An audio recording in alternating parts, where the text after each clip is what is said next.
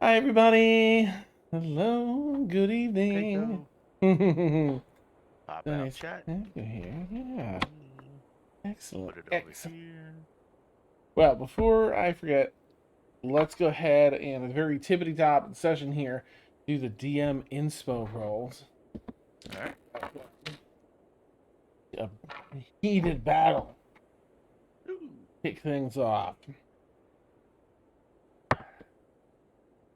Okay. Let's see. Warren, what did you get tonight? 11. Ooh. Steph, how about you? That would be a 12. Hmm. Ooh. The writing, nice. Frank, how about you? 19. 19. All right. Let's see. Lil, 2. Okay. Tasha, 7. okay, nice. And Sam, 17. oh, okay. And Mariah, 10. yeah, okay. Well, Lily, you had the 2. All right, I rolled a 3 tonight. Keep that coming, Yes. Dan. Nice, Good thirds. yeah. Good thirds. I don't want to see anything higher than that rest of the night, Dan. Yeah. Okay. Hmm. Nice. Oh, hype train conductor for Roth. Love it. Thank you. All right, let's dig into session 2. Well, it's been Well, interesting. Our crew, after our mysterious session 0, which will be released later for content, our crew was reassembled to help with the initial issue, the Stone Cursed showing up and harassing the citizens, becoming a danger to the city of Zonheim. Our crew picked up some warm weather gear, some armor, some potions in preparation. They stopped by the Druid Grove to get a tracker that has gone with them. Help them navigate the mountains, as that's where they are looking for the source of these stone cursed. They stopped at the Griffin Ranch and were told that there's some odd creatures about. Creatures with extra limbs, extraordinary size. Rats 2, 3 times the size that they normally are. Just some things that sometimes occur in nature, but an awful lot throughout the mountains at once.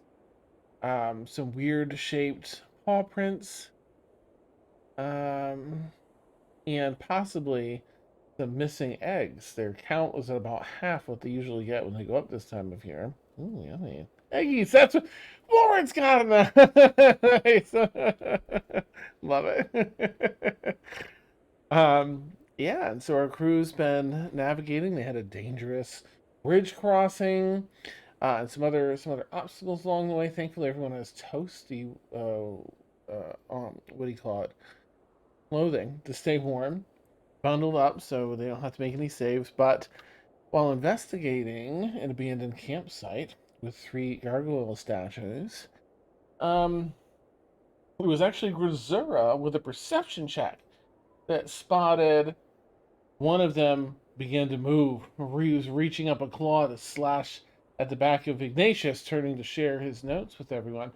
So I'm actually gonna, because of that perception check, um, Grisura can have the option of being first because you see it before you broke the sneak attack.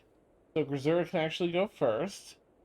Unless you feel like Grisura would witness but not want to go, like would want to see what everyone else would do, then you can roll instead if you Oh wish. no. Oh no, Grisura will definitely charge head first. Love it. So, All right, uh, let me have everyone roll some. Wait, did I start a thing? I don't think I did because it was the end of the session. Yeah, I didn't. Okay, so let me ask everyone to go ahead and roll initiative, and I'll go around in a moment and get everybody's numbers once I set up my initiative tracker here. that's Ba-dum, about right. ba-dum. What do we have here? 4-armed gargoyle. All right. Okay. Hmm. 3. And hmm. gonna set up our friends here, and then I'll get those goodies. There are 3 at the camp, and they have that much. Oops. All right, so Grizzly, you're automatically at the top here tonight, regardless of rolls. Grizzly, because of the perception check. So I'm just gonna put you at a 30. If someone beats a 30, I guess we could save it. All right, let me pull this back up. Ash, what did you get? The 6. Oh, okay. That's okay. Okay. Ignatius. 13. 13. Okay. Ignatius. Dar. Ooh, 14. Okay. Oops. Hit the tab button, Dan. Catherine? 21. Nice. 21. Beautiful. Oops. Catherine. Oops, is that the thing I wanted to do? It is, yeah. Why are these other things? Well, I'll figure that out in a minute. Eris. I also got a 6, and my dexterity is 15. Also 6. Ash, what's your dex number? My dex Sure. Yeah. is 14. Ooh, okay, so that sneaks Eris in just above you. Eris and Chloe. 12. A 12. Okay.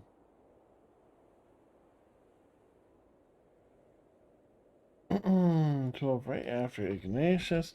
Gonna need a super quick second as I put this. And that's Chloe. And I need to figure out why this other camera isn't coming. Let's see. Please. Really like to know why this one keeps does it?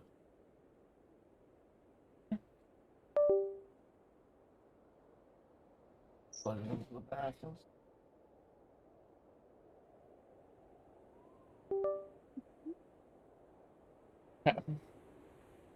Yeah, so this is working.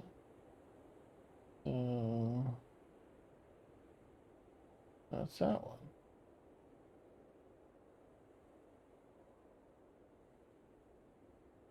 Yes, please. Oh my gosh, this day is killing me. Oh no. Yeah, I don't know why. I've got a new cable. It's working great because it was all jittery for players. And I just don't understand. It's keeps popping out of registering. What's my top? The top one, so what?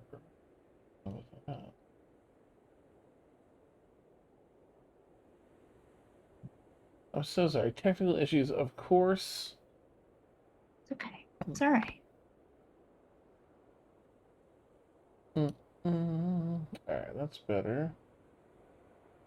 Fix that, but that's okay.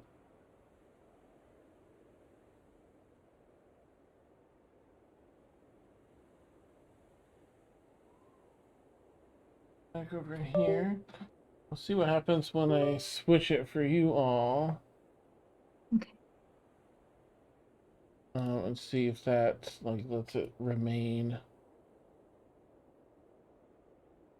Virtual camera. There we go. Let's see if it stays working or if it pops out again. I'll quickly fix this for our lovely viewers. Ooh, it looks lovely.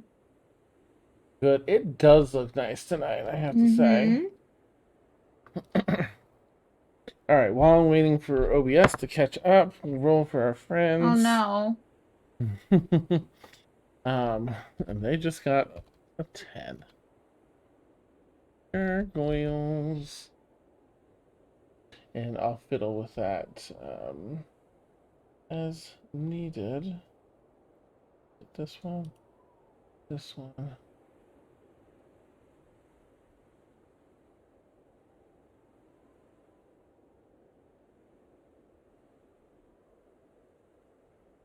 Here we go. And that's pretty good. That looks fine for now. All right. I will share a little bit of what do we want to do for. Let's do this one for some battle music tonight. It was a fun one I found. Okay. Here we go. Put this in Zoom to help set the the stage. We lost the map, Dan. Son of a beeswax. Oh yeah. The dot dot dot isn't helpful. I I mean, attacked the left dot. Yes, I'll take the middle dot. Alright, it's not the cable. I It's know, gonna be right? the Yes, I have the dots. So let me briefly try turning off, just restarting the camera hub. So sorry viewers, this is gonna drop that for a moment. All the cameras, I think. Alright, closed nicely. I'll put it back up.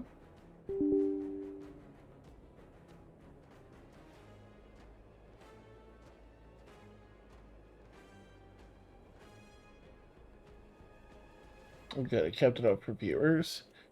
And, right, it is now not showing it. On.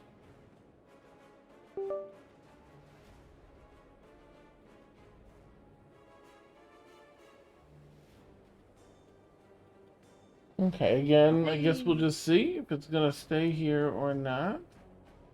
Hopefully that's, I want to make sure it gets everything for you all, including Ash there in the front. Let me know if that drops out again at all. Players. okay. Thank you. Fingers crossed. One other thing I can try, if not. Okay, where are we? Well. We got our battle music going. We've got our friends here. Surprise at the camp. As snowfall. I wish I could do snowfall. That'd be cool. Snowfall's blasting through the camp here, and gusts of wind are kind of coming by. It's not blizzard at all, but it's a mountain, and the snow is pretty heavy, moderately heavy. We're gonna start off with Grisura. Now, Grisura, I have you right here. I don't know if you can see that. Yep, Okay, that good. works. And you're actually further you can be there. You said 120. I want to give you plenty of room if you want to be back that far, but this is about 60 feet back. Yep. Yeah, I counted it. That I think 60 is fine. Okay. So, if I'm reading this correctly, there are 3 gargoyles around the edge and 2 winged tieflings in the middle. I don't want to shoot a winged tiefling by mistake. Correct. So many wings. Okay. And are all 3 of the gargoyles moving, or I just saw one of them move? You just saw this one leaned toward to hit Ignatius so far. The other 2 unmoving currently. All right. Grisura is going to let out a war cry and take a shot with their bow at the one that moved. Okay. Nice. So it'll be a pretty loud, kind of undulating war cry. Okay. Longbow. Oh yeah, for the level. That's right. I was like, my proficiency right? Yep. Yes, my proficiency is right. Wait a minute. Yeah. That is a natural 20. Oh, Nice. that war cry resonates in the open space over the snow, and you all hear. Ignatius, you turn, hearing that, you see the claw falling as an arrow lets loose with a nat 20. What's the damage? Ooh, actually, I rolled that really well. Mm. That would be 16 damage. Nice. You just blow a chunk off of one of its upper shoulders as it whistles through the creature. Knocking that chunk off. Stops its attack on Ignatius. Love it. I think Grisura will continue to let out a war cry trying to raise attention. And she'll move forward, I'd say 20 feet onto that rock if she can. Absolutely. 5, 10. About 15 feet to get here, unless you want to... Perfect. You know, okay. 15 Yep. right here. That works. Excellent. All right. That brings us to Catherine with Shar on deck. Catherine, what would you like to do? You are right here. Okay. This is the one that has moved so far. The others have not moved.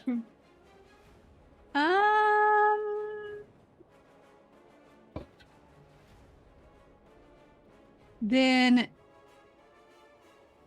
I think she's going to put 2 and 2 together.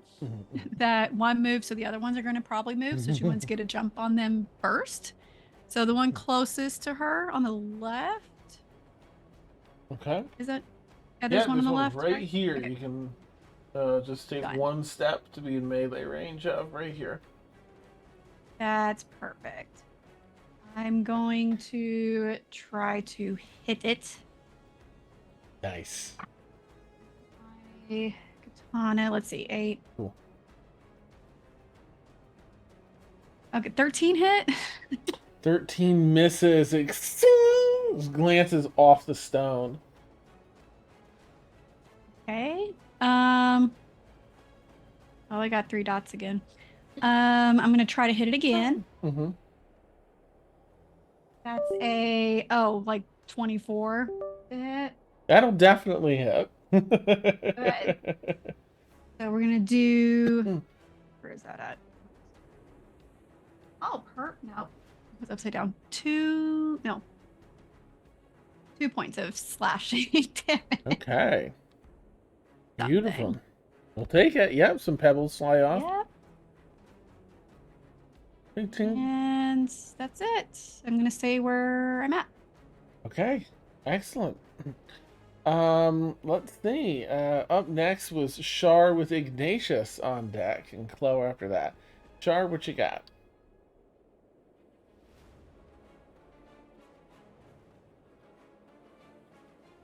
Oh. Okay.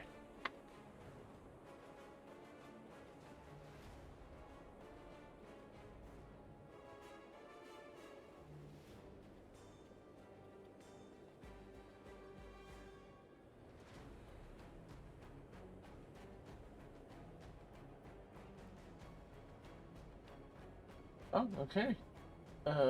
5. So you are 15 feet where you were, so 0 movement.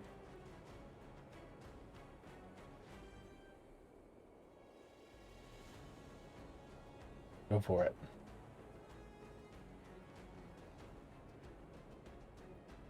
Hmm, 11 is not quite enough. What does the tattoo look like? The tattoo attack for others nearby. Hmm.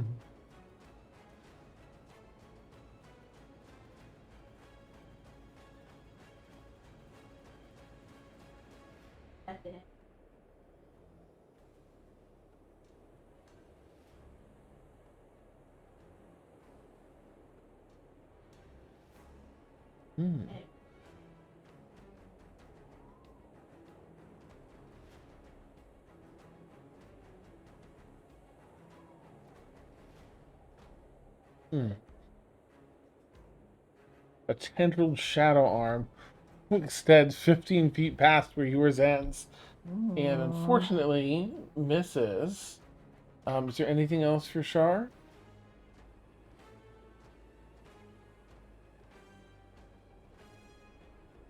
Absolutely. Like 15 feet up into the air. You did that because Grisura was taller than you on the rock, didn't you? That's amazing. Oh, I not have any single. Fine. Alright, I'll take a minute to rearrange this for you, but you were 15 feet up in the air. Anything else for Shar?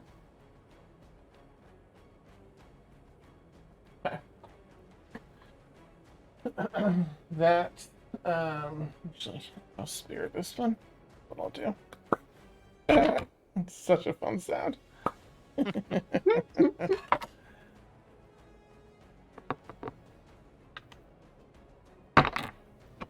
There we go. Let there be flight. Now this is of course 20 feet, but I don't have a single square to make it 15. So this creature's right here.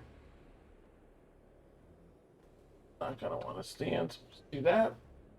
And you are now 15 feet in the air. Excellent. All right, that brings us to Ignatius with Chloe on deck. So start thinking what you're going to do, Chloe. And Ignatius, what would you like to do this turn? All right. Quick question: Am I within melee range? Well, you know what? It doesn't really matter. Yes, it does. Am I within melee range of the one on the right there? Yeah, this one here, yep, is right behind you.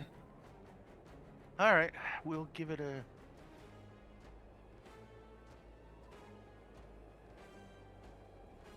Yeah, we'll take a chance. What the heck? All right, I'm going to summon Sparks just to the. So it's not the only people within 10 feet of it will be me and the gargoyle. Okay.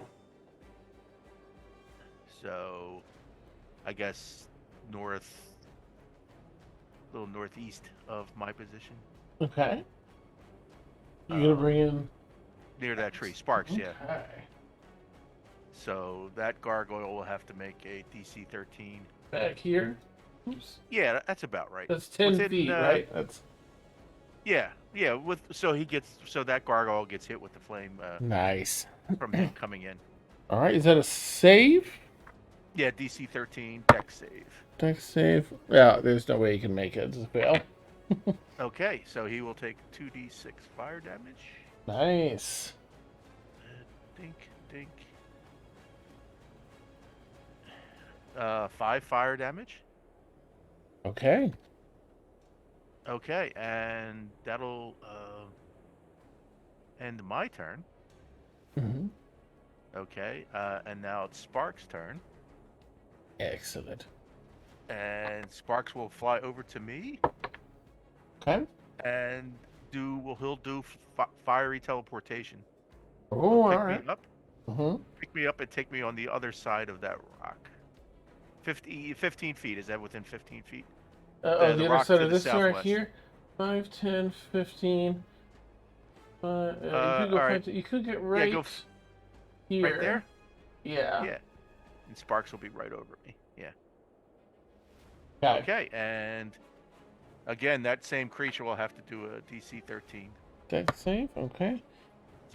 Yeah. It might. I don't know. Let's see. Roll a 12, but I don't know if Dex is 0. No, it fails. Okay, 1d6 plus 2. Ooh. 5 plus 2, 7. Excellent. 7 fire damage. All right, this one's getting bits and pieces chipped away left and right. Definitely seeing some damage on it.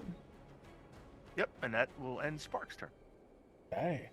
And that brings us up to Chloe. Then we'll have the gargoyles, and then Eris on deck. Chloe, what you want to do? You are right here. Right. What is it right in between? Between what? Which parts? Right in front of me. Sorry. No, no problem. Brain not There's working. Eris is here. This is Kethri, and then on the other side of Kethri is one of the gargoyles. Also, Okay, a gargoyle. What's behind me?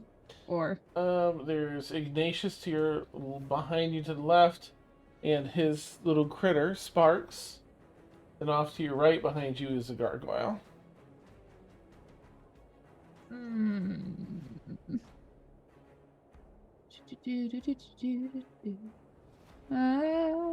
don't know if this is gonna work, but I'm gonna try. Ooh, okay. What you got? I'm gonna take out short bow. Mm-hmm. Short bow? Yes, Okay. thank you. No problem. Bring it out. What do you do? So yeah, range of 80 feet. Okay, no, go away. Right, we could make that attack if you're attacking with it. Yeah, I'm gonna attack with it.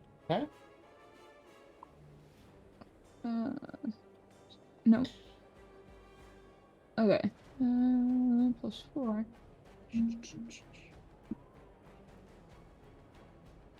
That's a dirty 20.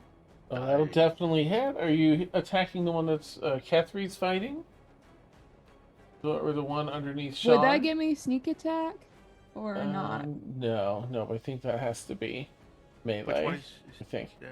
I was gonna attack the one in front of Kethry. Okay. Alright, go ahead and roll damage because that hits. Okay. 1d6. That'll be 8. Ooh, nice. Alright. Beautiful. Piercing. Oh, nice. One of the bolts flies, or it's a short bow, right? So one of the arrows flies in and just jams in between some of the meat out of one of its hands, so between its fingers. Starts moving. As you've heard it. Verifying it is a creature, and it took damage. Alright, any movement then? Nah. Okay, you're ready. Keep an eye on everything else. That moves us to the gargoyles. First gargoyle is going to attack Kethry, the one that just moved. Since Kethry's the first thing, that is... what's his first attack, rather? That's a 22 to hit.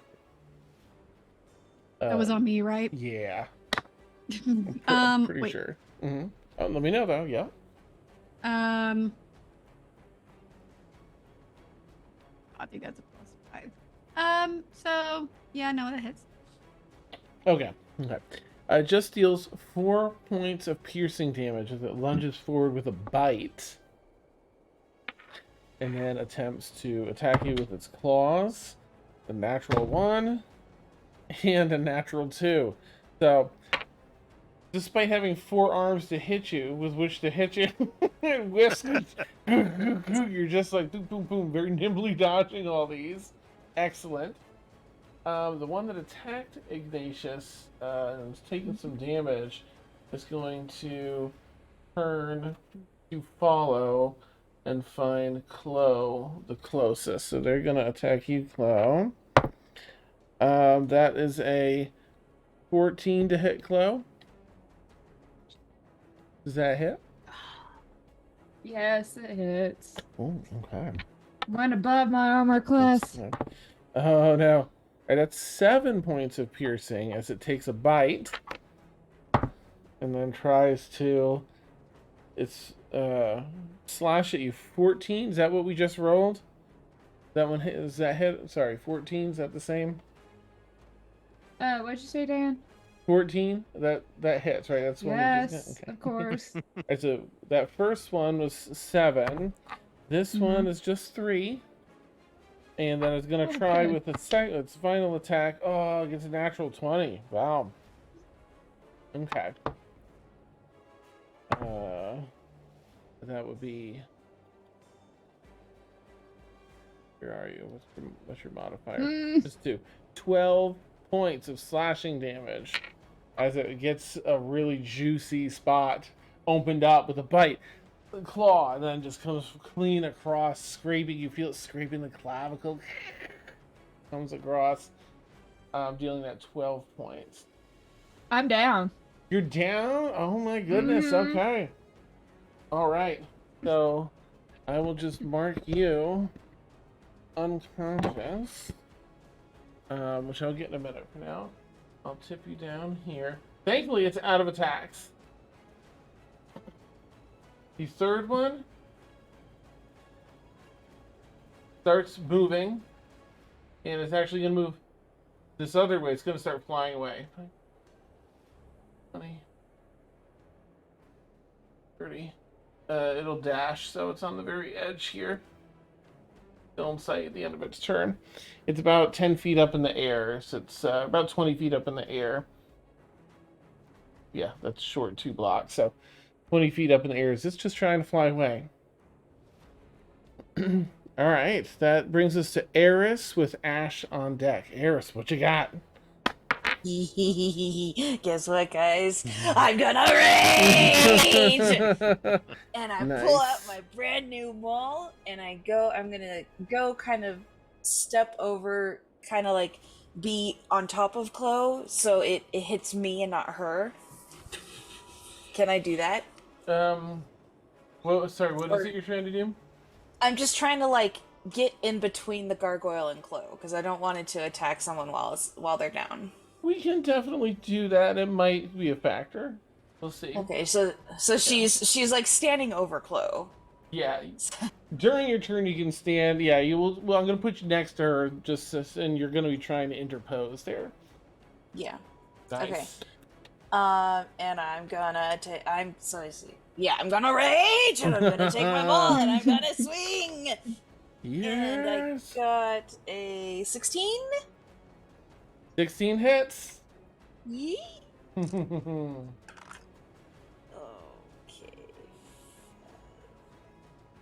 Hang on. It's dead. I wrote this down wrong. Oh, no worries. As you're getting close and you're raging, like the last thing you notice before you go into your blind rage is it has facial features, but nothing's moving. It has eyes carved in it, nose, this and that. But there's no eyes. It sees without, actual eyes. Animated stone of some sort. That's weird. I don't care. Smash. And that is 9 points of damage. Nice. Beautiful. All right. And It's that's my looking turn. pretty damaged. Beautiful. All right, Ash, you're up. And I'm just gonna yell at it. Come at me! Nice. Hear the stone kind of grind as it moves its arms and pivots its head towards you. Nice. Okay. All right, Ash, you're up, and Grisura is on deck. Ash, what you got? Okay. We're gonna try Chaos Bolt. The one in front of, I think that's Shar. There's Kethri. Or is that Kethri? That's Kethri. Yes. What's the Chaos Bolt range? I think you've got Chaos Bolt range is 120 feet. Yep. I just need to make a ranged spell attack. Okay. Oh no. I don't think it's gonna make it. You just gotta Let's believe. see. Yeah, that's only a 10. It is on course, and something about the magic or the wind or the weather just warps it off course. Splinters one of the little trees in the background. You hear you hear a distant, damn it. Little mousy damn it from the end of the love it. That's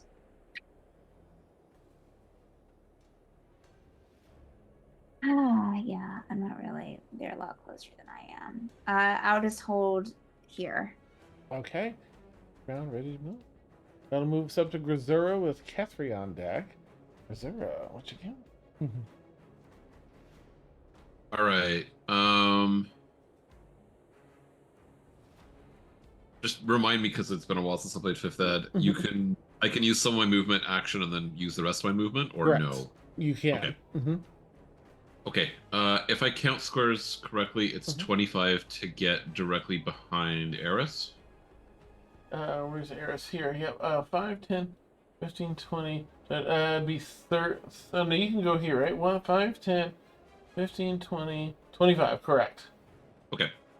I will do that, get right Okay. behind Eris. I will put a hand on Eris's shoulder and say, "You've got this," and cast Protection from Good and Evil on Eris. Nice. Yeah, what does that do?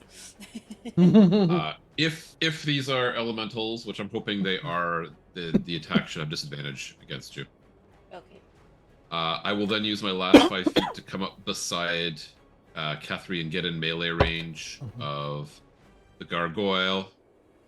And while I have no other action, I will shout, "Oi, you! Here! Let's go!" Nice. What was your movement? One to the Kefri one? One to the Cafe From one, yeah. melee range? Okay. Yeah. Good shot under there. Alright, and you throw it a taunt. Nice. Yep. Okay, Kethri, you're up. With Shar on deck. Okay. Kethri. So does this mean I have advantage, or do I need to like flank it? You would need to flank it, but that's Okay. just 10 feet of movement. Within its space Mhm. still? Yeah. Mhm. Yeah. Yes. Okay. Or what's a wait? No, that would hurt. Okay. Yeah. Let me get into flanking position. I think I got to do that. And Okay. then.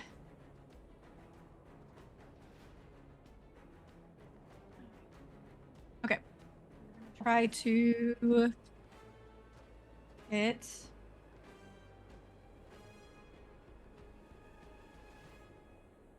Geez, that first one doesn't hit with a 13. Of course. So I'll try to. That was with advantage? Yes. Okay. Okay. Yeah. Yep. I'll do it again. Okay.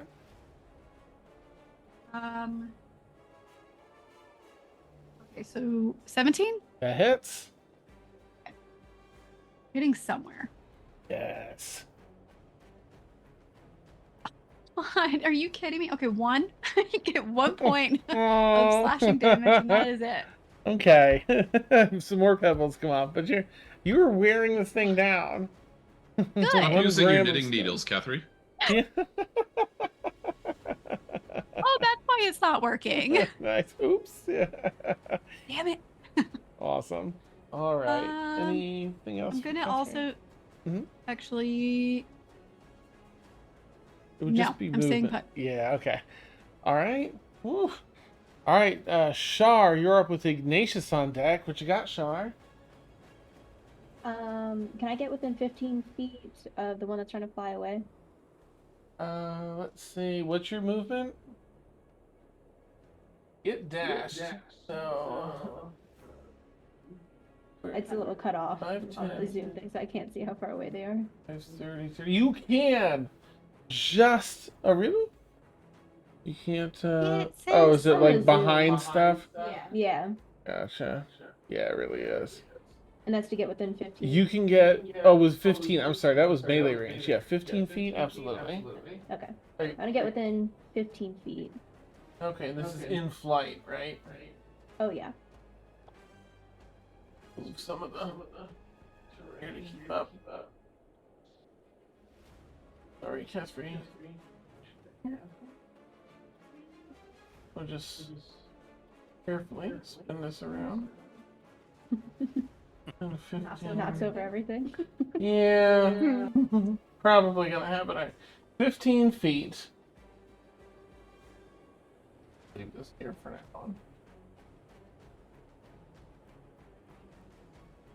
Okay. 15 feet. It's also up in the air, but I'm not going to give it its own pedestal. Yeah. Okay. I'm gonna try and punch it. See how that Oh, goes. the tattoo. Okay, go for it. All right.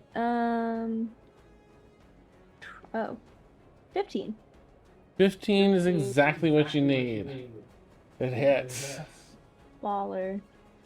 I don't have my damage dice out because I was honestly Oh, no. not holding out a lot of hope. You just gotta believe. Where'd it go? This is it. I was staring right at it. Sorry. Okay. That 6 points of bludgeoning, Okay.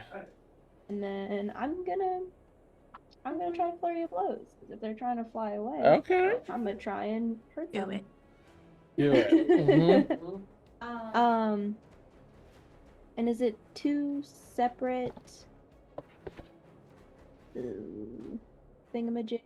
2 I'm separate. pretty sure it is, but let me just double check your character thing here. Let's see, Shar. Flurry of blows. Flurry of blows. Flurry of blows. After you attack, you can spend 1 key point, make 2 unarmed strikes. Yep, so they're 2 separate strikes. Okay, I will roll those now. Ooh. Well, it's a natural 17. Yeah, you got a +6 on yours. So. Yeah. And then an 11. So one of them will hit. One of them hit. But don't forget to add, you do add, it's a 1d4 +4 for you. Yeah. 6 again. Okay. Oh shit. I'm stupid. No, it's okay. Okay. What you got? Because my tattoo is activated, I also add 1d6 force damage on a hit. Oh, are you going to roll that from the first one there? First one's 2, Okay. and second one's 3. Okay, so we'll just do another 5. Nice. All right. And that'll be my turn. I'll stay up in the air. This one's more hurt than the one that's in camp there. With Catherine, poor Catherine. Extra 0 attack on that one. Yeah, okay, it's okay. Okay, that ends Char's turn. Any more movement, Char? Because that only took you like 20 feet of movement. No, because I like staying out of Okay. relative range, but I don't want them to get too far away either. Right. Blah blah blah. Yeah. All right, Ignatius, you're up with Chloe on deck. So start thinking, Chloe, what you're gonna do. And Ignatius, fire it up. Nah. I see what you did there.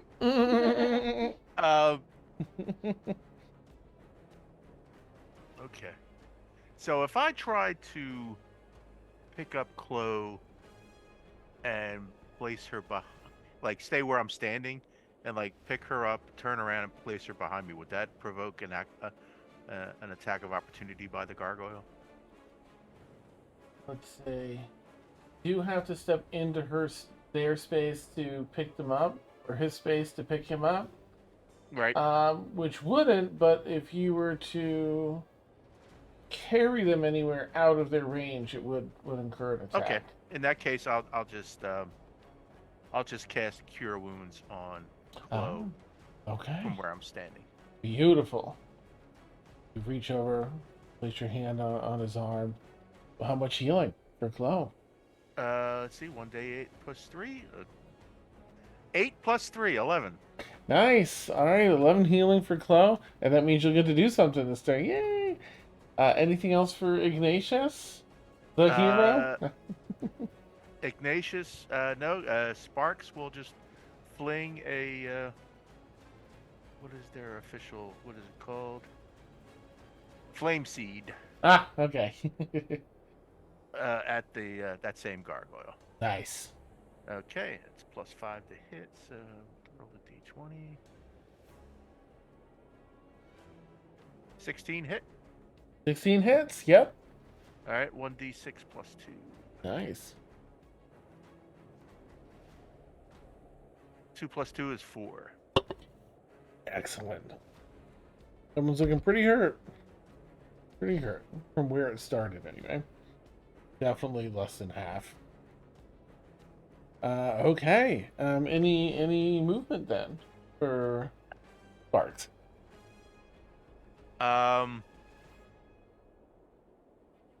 Yeah. Who's right next to us there? Besides Chloe. So it's you, Sparks, Chloe, Eris, who's been attacking Okay. this was like also trying to protect. Okay, Chloe on Eris the is up ground. after the guard. Okay, I'll move Sparks behind the gargoyle so it gives Eris flank. Oh, those don't. Unfortunately, yeah, it's got to be. Doesn't work for. Okay, it's got to be an actual. Okay, all right, no worries then. No problem. Just right where they're at then. Okay, they're ready, getting their next flame seed ready. Yes. Yep. Okay, Chloe, you're up. Then Gargoyles and Eris on deck. Chloe, what you got? I've been meaning to say this. I sent you a message, Dan. Okay.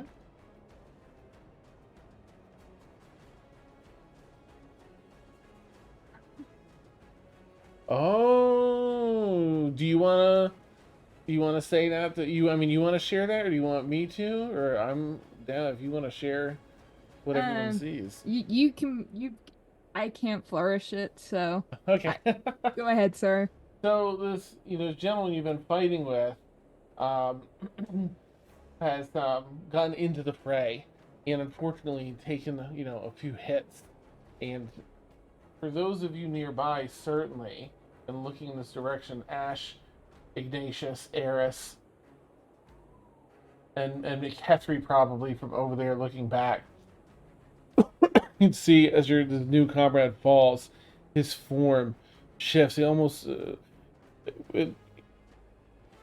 the body's movement shifts as they land on the ground and reforms and kind of melts a little and reforms into this different shape, a very feminine shape rather than the very masculine shape they were in before they landed. Not quite fitting the clothes the same way, a very feminine face and features, and very, clearly now a woman. They rouse to consciousness. So you definitely notice that, Ignatius, as you're like healing. Right.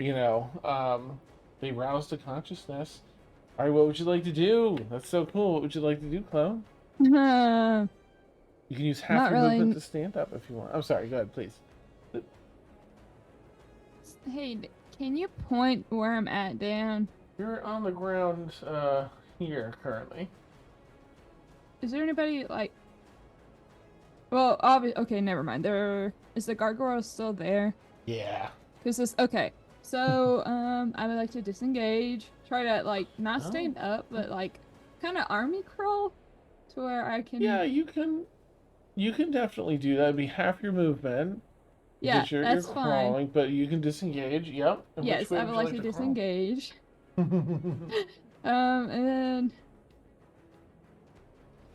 This way you I can get want like. to use a potion, a healing potion.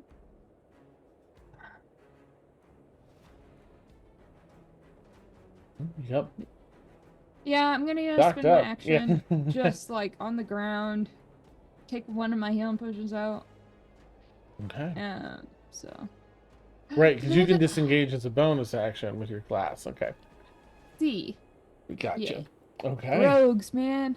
Nice. All right. You pop. You're crawling, and you're doing. What was the other one? Healing potion. Action for healing potion. Yeah, which I have Nice. 2 left and accidentally delete them out of my inventory Oh, by that's accident. okay. We'll put one back in. We'll use one. We'll put the other one back in. Go ahead and Add roll 2. that. Another 2. Okay. Go ahead and add it to your health. So And that's bonus action, and movement. You found your way over here, sort of next to Grisura. Okay. And here's you prone, but out of danger for the time being. All right, and that's gonna move. so Good. just for the basic healing potion, it's 2d4 plus 2. Yes.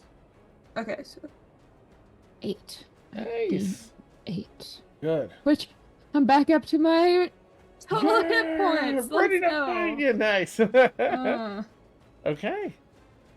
Well, that's all the things for Glow then. Which will move us over to the gargoyles with Eris on deck.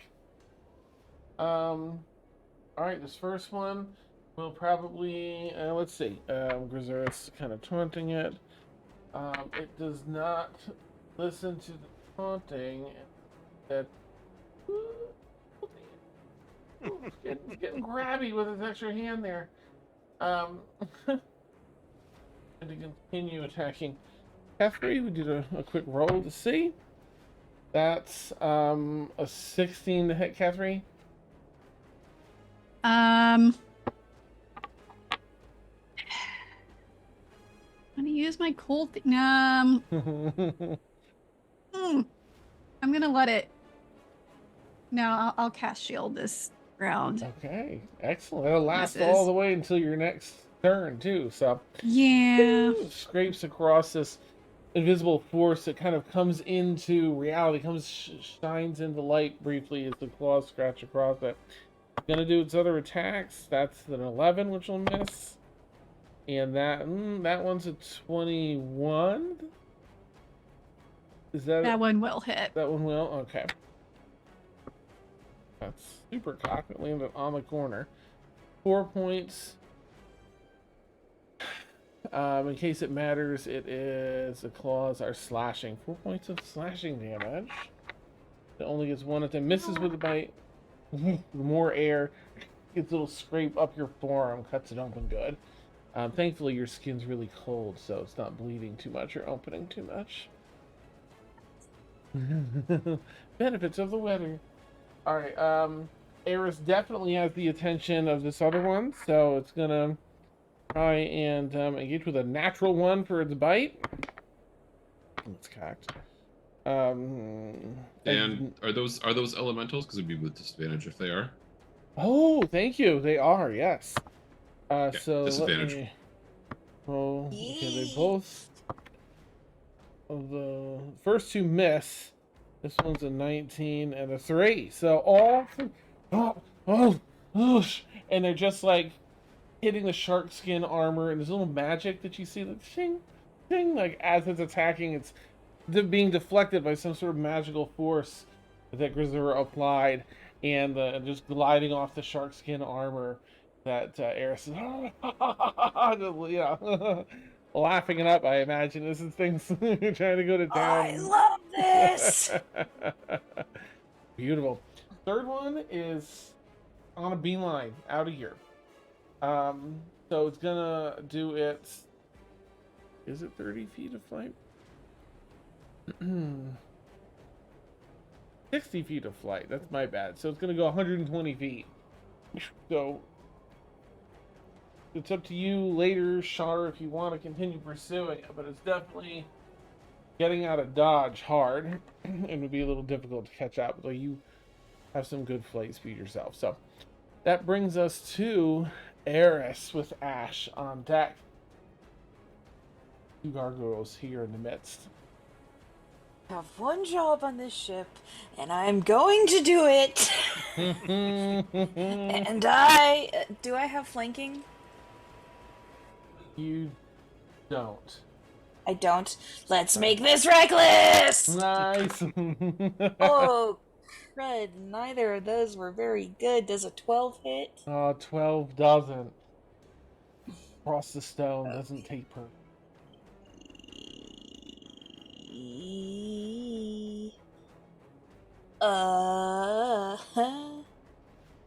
And I can't do it. I don't have anything as a bonus action, so, well, that's my turn!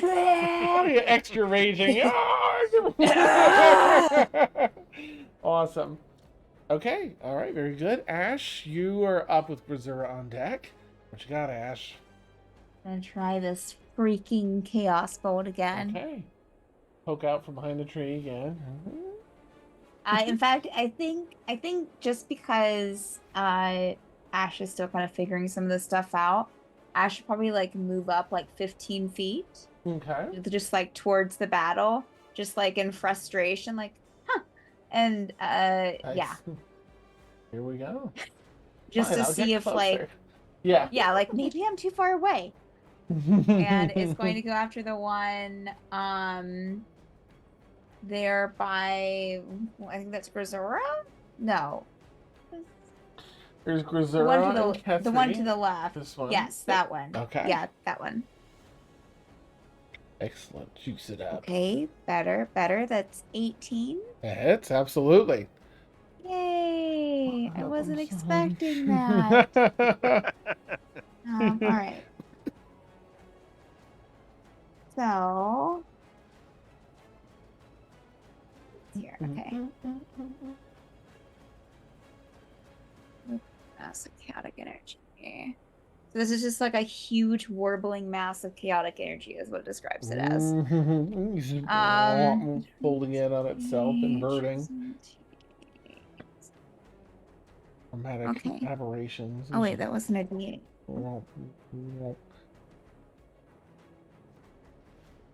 Did you roll your attack?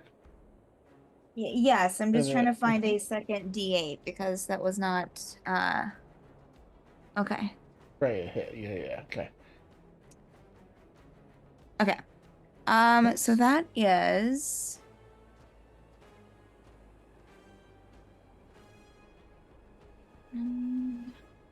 14 points of thunder damage.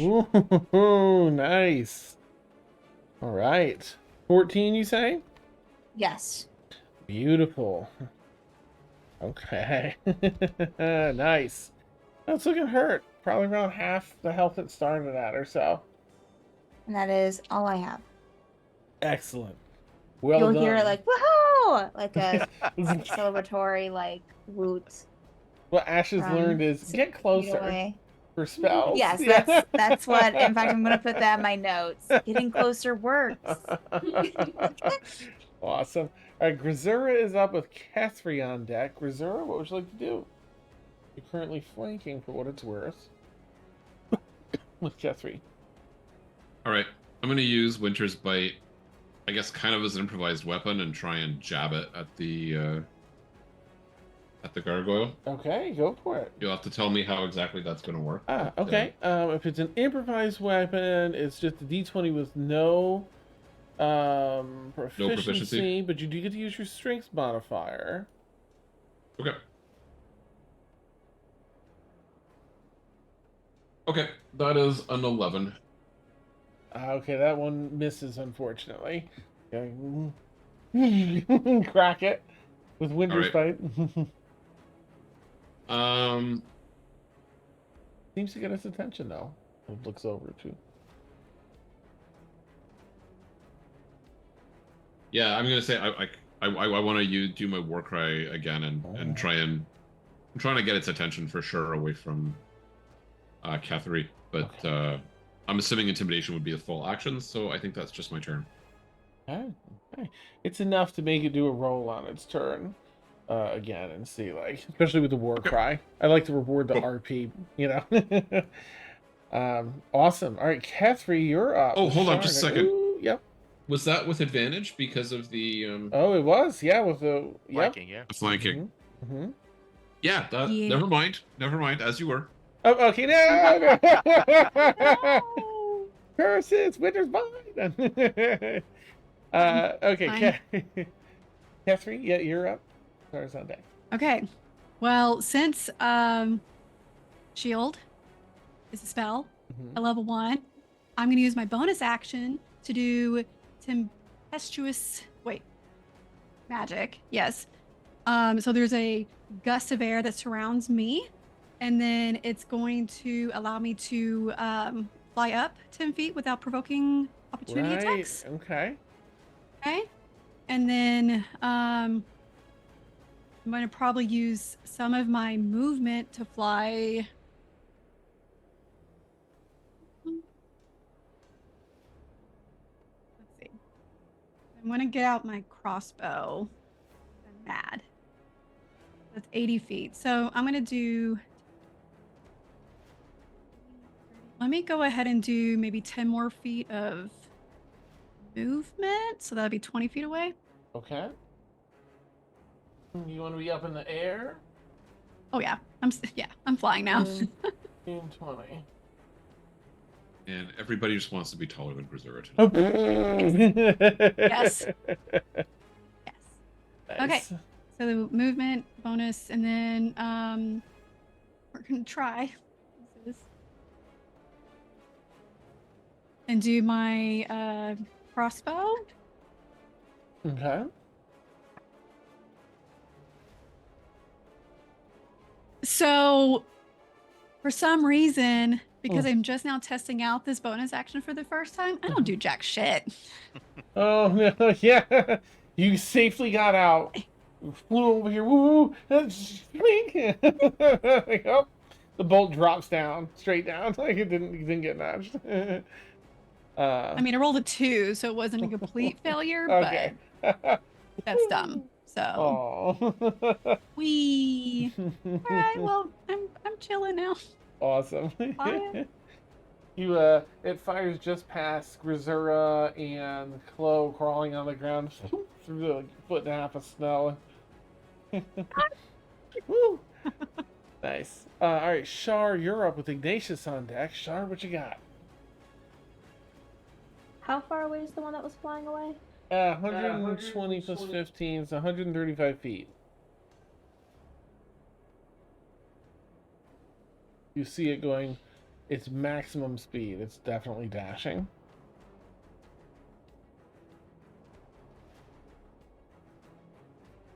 Alright, well, fuck that.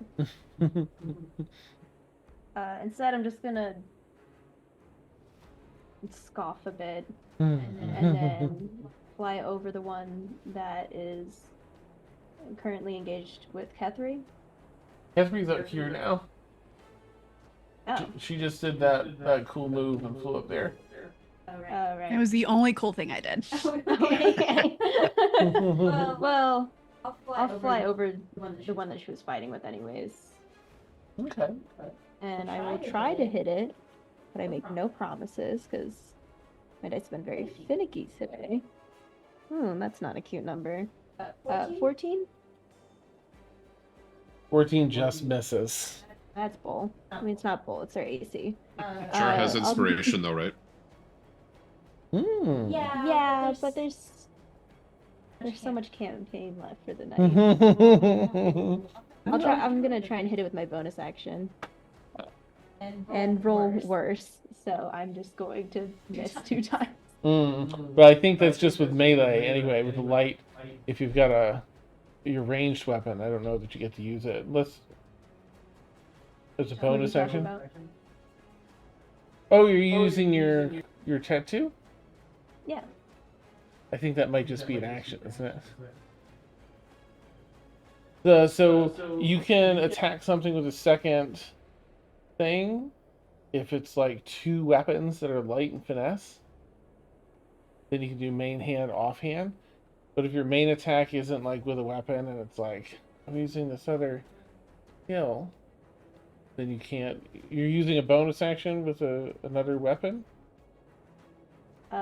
My fist is the weapon. So you're using your tattoo for both of them. Okay. Alright, so it's not limited to once per turn. Gotcha. As a bonus action, you can empower it for 1 minute during the duration. You can reach a target up to 15 feet away, and they deal an additional 1d6. I know, you're good then. Yeah, you use it for both. Nice. Okay. Well, I missed both, so it doesn't mean anything Okay. this turn, but I'm still flying up in the air above it. The tenderly smoke whiffs on either side, unfortunately. Okay. That brings us to Ignatius with Chloe on deck. So start thinking what you want to do, Chloe. Ignatius? Okay, Ignatius will quick look at Chloe and see that she took they took the healing potion. So all right, out of danger, and we'll turn back to the gargoyle and right where he's at, and cast burning hands and aim the cone so it doesn't affect who's next to it. Eris. Eris. Okay, so yeah, he'll aim it so it doesn't affect Eris. Okay. Okay. Dexterity save 13 is the number. That's a failure. Okay. 3d6 damage. Oh, nice. 10 damage. Okay. Oh, all right. We're getting this thing's just barely holding itself together. Just barely. Cone of flame comes out, and it's as you channel it, burns some of the bushes and the little tree off to the right. It gets really warm, Eris. Ooh, nice and toasty for but carefully aimed. We're safe. Anything else for Ignatius? All right. One last. Ignatius will turn to Sparks, and sort of like, come on, finish it. And Sparks will toss a. Keep forgetting the term for it. The flame seed. Flame seed. Yep. Yes. All right. +5 to hit. Roll. 10 to hit. That misses. Misses, unfortunately. Yep. So that's it. Okay. Gargoyle turns. So what pieces are still remaining held together? Stretches wings, draws arms back. But that's it for it. Chloe, you're up with Gargoyles next and Eris after. What you want to do, Chloe?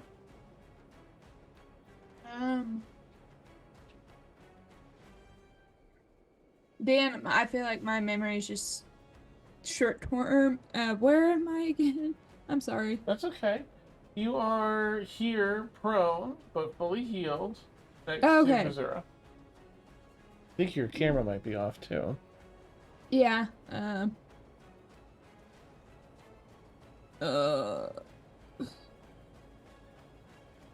take care of the camera part. Jeez Louise, I don't know what to do. Would I have just, if I try to, shoot the gargoyle that's in front of, Gazura, would I have disadvantage? I don't think prone gives you disadvantage in attacking, but let me check real quick. Prone condition. Let's see. Alright, here we are. Prone. Moving yada yada, crawl creature. Yeah, you have disadvantage on attack rolls. So you can certainly give it a shot because you're 10 feet away, but you would have disadvantage. I can certainly try. Yeah, unless you want to stand up and then it would be regular. Yeah, I'm gonna stay down. Okay. I'm gonna risk it. Mm-hmm. Same short bow, so. Okay. On your side. One ear in the snow. Line up your shot. Hey! I rolled a 18 and a 16, so. Oh, yeah. Those, yeah. 8, 9. Nice. Another dirty 20! Mm-hmm. That's cool. Nice. Now, with the. I'm in melee with Garuza? Would that be sneak attack? Which one did you No, I attack? think you have to be using melee for sneak attack. Well, each one has somebody within 5 feet, so she can sneak. It doesn't have to be melee anymore, not in 5e. Oh. Yeah, you can get if somebody was within 5 feet. Yeah, okay. Go for it. Okay.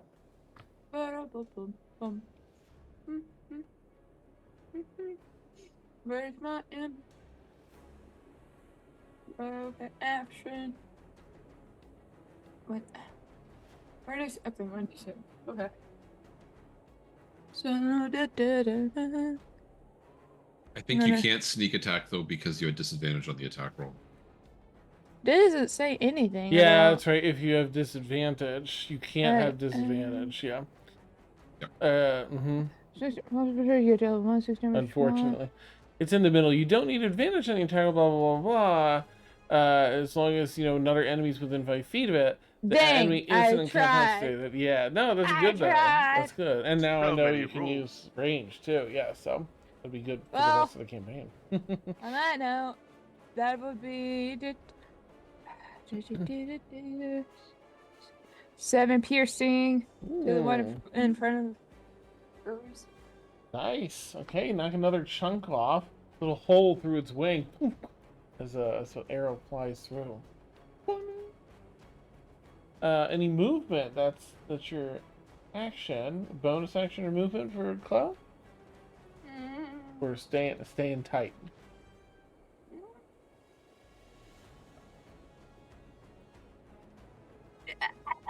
Stay tight. Okay. So. Right. You're getting your next arrow ready just in case. That brings it to the gargoyles with Eris on deck. Gargoyles, what you gonna do? Well, with Catherine moved, with Grazura's efforts with a bow and with a war cry. Oh yeah. This gargoyle whips around to face Grazura. Sort of balancing there. It's gonna try and attack him. At last we meet. Alright, so that's 14 to hit. Grazura. Grazura in response will cast shield and will activate Arcane Ward. Oh, so that's a miss. Nice, nice. That's awesome. That's its bite. It's gonna try and slash. That one's a 21 to hit. That hits. Okay. That's 3 points of slashing damage, but does your arcane ward negate that? Yeah, the ward absorbs the 3 damage. Nice. All right, its final claw attack is a 15 to hit. That is a miss due to shield. Beautiful. Sling! The first one is just truly glances off and warded off with the arcane shield. The next one kind of digs into a different bubbly iridescent magic. And the third one back to just glancing off this invisible shield of force. Gargoyle's a little mystified. That ends its turn. This other one is gonna. I think Eris still has, its attention, I would say. It's a 22 to hit. With a bite. Wait, they have disadvantage, though? Still? I believe so. Nice. That's a 17 to hit Eris instead, with a disadvantage. Sorry, is 17 to hit? Yeah, thanks to the disadvantage. That hits. Okay. That's a bite. That's just 5 points of piercing damage. Is that piercing? So that's reduced to 2 or 3? I think we checked last time. I think we did rounding up. So 3. Rounding up, so 3. Okay. Because it'd be the same for enemies too. Mm-hmm. Okay. So it's gonna try and slash with disadvantage. That misses. 3 to 1. And it's gonna try its final slash with disadvantage. Is a 17 with disadvantage. Yeah, that hits still. Just 4 points. This one is slashing damage, which I believe is also reduced. Reduced to 2. Nice. Okay. Just trying to wail away on you, just soaking it up like, ah! And the other one continues to fly way off. I'm just gonna pull that one out because it's so far gone. That brings us to Eris with Ash on deck. What you got, Eris? I got one thing that I do really well. Oh, and I forgot. I did reckless attack, so it would have had advantage on me. So it would have been just straight rolls. That's straight okay. rolls, yeah. Yeah, that's on me. Well, I'm gonna reckless again. Yeah. Nice. Okay, with a 16 to hit. That finally. hits. With my maul, because I love shiny new weapons. Okay, so Right, the big smashing maul. 10 points of bludgeoning damage. Ooh, this thing's hanging on by a thread. You just cleave one side off. Can I kick it as a bonus action to try to push it down? Just like, ha, ha, and like boot to the face. Nice. No, unfortunately, I don't think we can sneak. No. Okay. Bonus, but we'll. She kicks it anyways. It just doesn't do any damage. Yeah. Nice. You just remove the whole right hand side, 2 arms, the shoulders. Barely hang on life. Dang it. Any All right. movement or anything? Nope. This is what I do. I hit things. Nice. The mall is treating you well. I love it. Ash, you are up with Grisura on deck. What you got, Ash? Okay. We are going to attack a. We're going to attack. Oh, could you remind me what time of day it is, Dan? 4 in the afternoon. Okay. The moon's not out, correct? Correct. Okay. We're going to do Sacred Flame. So it just has to make. I'm going to do target the gargoyle closest to Chloe. Okay. And it just has to make a dexterity saving throw. Correct. That is a 13. It succeeds. Oh. All right. Oh. Does it still take damage? Okay. No. You go No. to throw this. Oh, No, it's just a cantrip. Oh. Yeah. Okay. The stone lights up briefly and it just passes. You'll hear. Damn. Beautiful. And Yeah, I think Ash will just stay right there. Okay. All right. That'll bring us up to Grisura with Kethri on deck. Grisura, anything? What would you like to do, rather? Once again, I will kind of seeing that I'm providing cover for Chloe. I'll use the improvised weapon again. Okay, nice. No flanking this time. Oops. Okay. That is a 15 to hit. That hits exactly just what you needed. Okay, you're gonna have to tell me what the damage is for this kind of large misshapen bow shaft that I'm using. Let's take a look and see. I believe it's going to be where are you? Where are you, Grisura? There we go.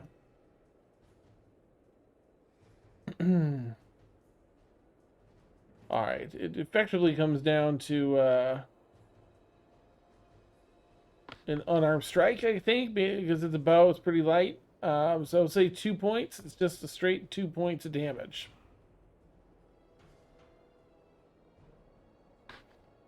Okay. Give me a sec, because I don't want to shortchange you. Yeah. Object that bears no resemblance to weapon gets 1d4. If it's arranged, it's also 1d4. An improvised throw. Okay, yeah. Here we go, up to 20 feet, 60 feet. And then, okay, yeah, 1d4. All right, that's 2 damage. Okay. Nice. This is the one in front of you, which is here. Okay. Yeah. 29. Thank you for that. Thank you.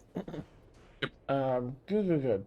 Okay, yep, and you were keeping it's definitely interested in you. Doesn't even seem to register. Perfect. Well.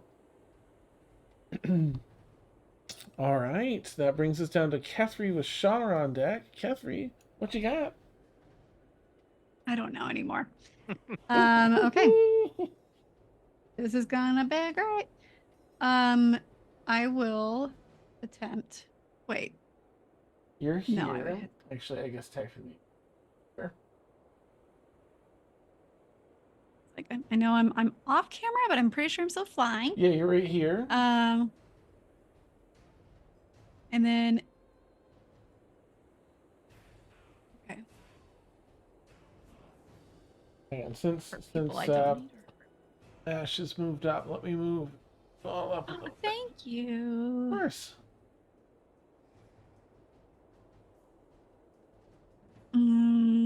Okay. All right, so you're right here. This one's you. I mean, you're well within. You're in 5, 10, 15, 20 feet of this one, and 5, 10, 15, 20, 25 feet of that one with Grisura. All right. This one looks about ready to die. This one looks pretty hurt, but not ready to die. Okay. I'm going to the one that's like on death's door. Okay. Is the one I guess the right one. Mm-hmm. Or wait, do I have I wouldn't have. No, I can't get advantage from flying. Someone in melee, correct? Okay. All right, we're gonna try to do the one that's close to death. Okay, well, my dice is somewhere not. I don't have anymore. Let me go. Oh no. Okay. It's fine. I'll do. That's not gonna hit with a 9. No, unfortunately. It crashes into some of the brush and debris nearby.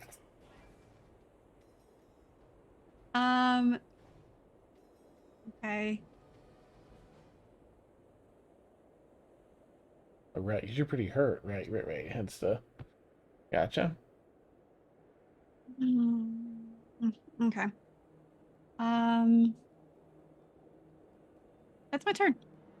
Okay. You're sort of back to back, flying in the air with your twin, like assessing the situation. Didn't strike this time, but you're planning your next move.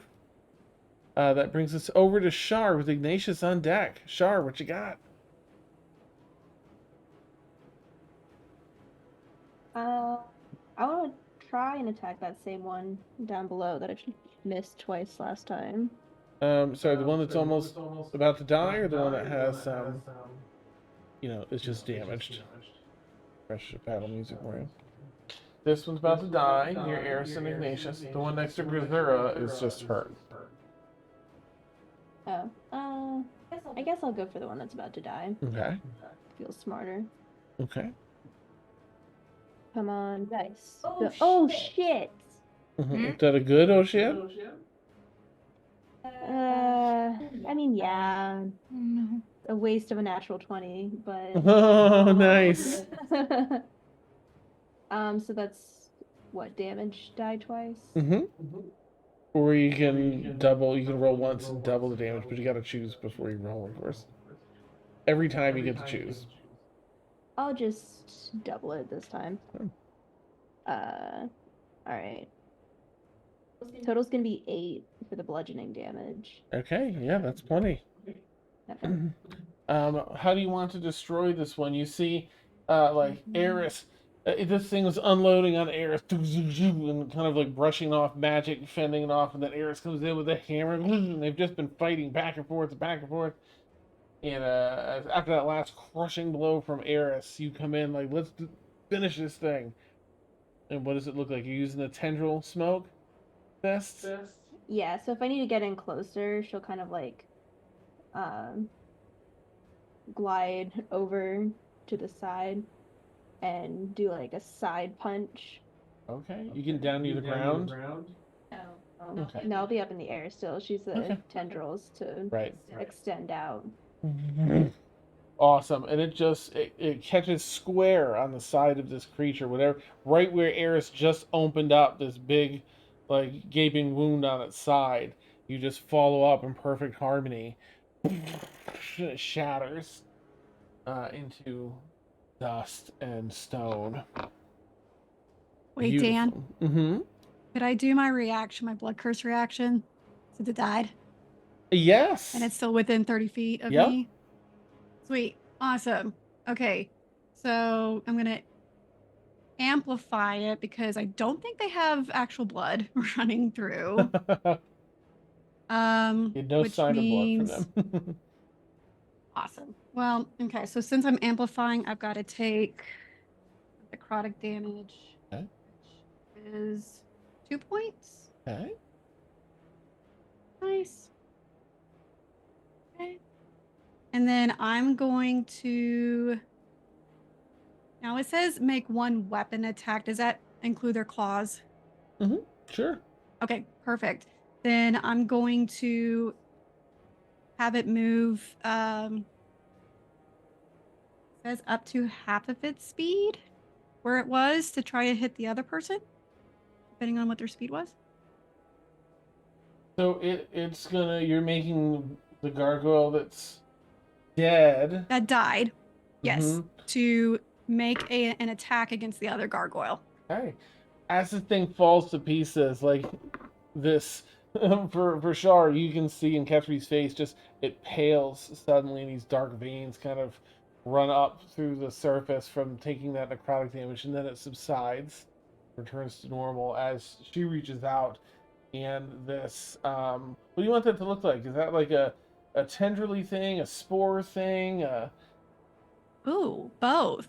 It's going to be both, because it needs the spores are going to bring the life back, but the tendrils are going to keep it dead.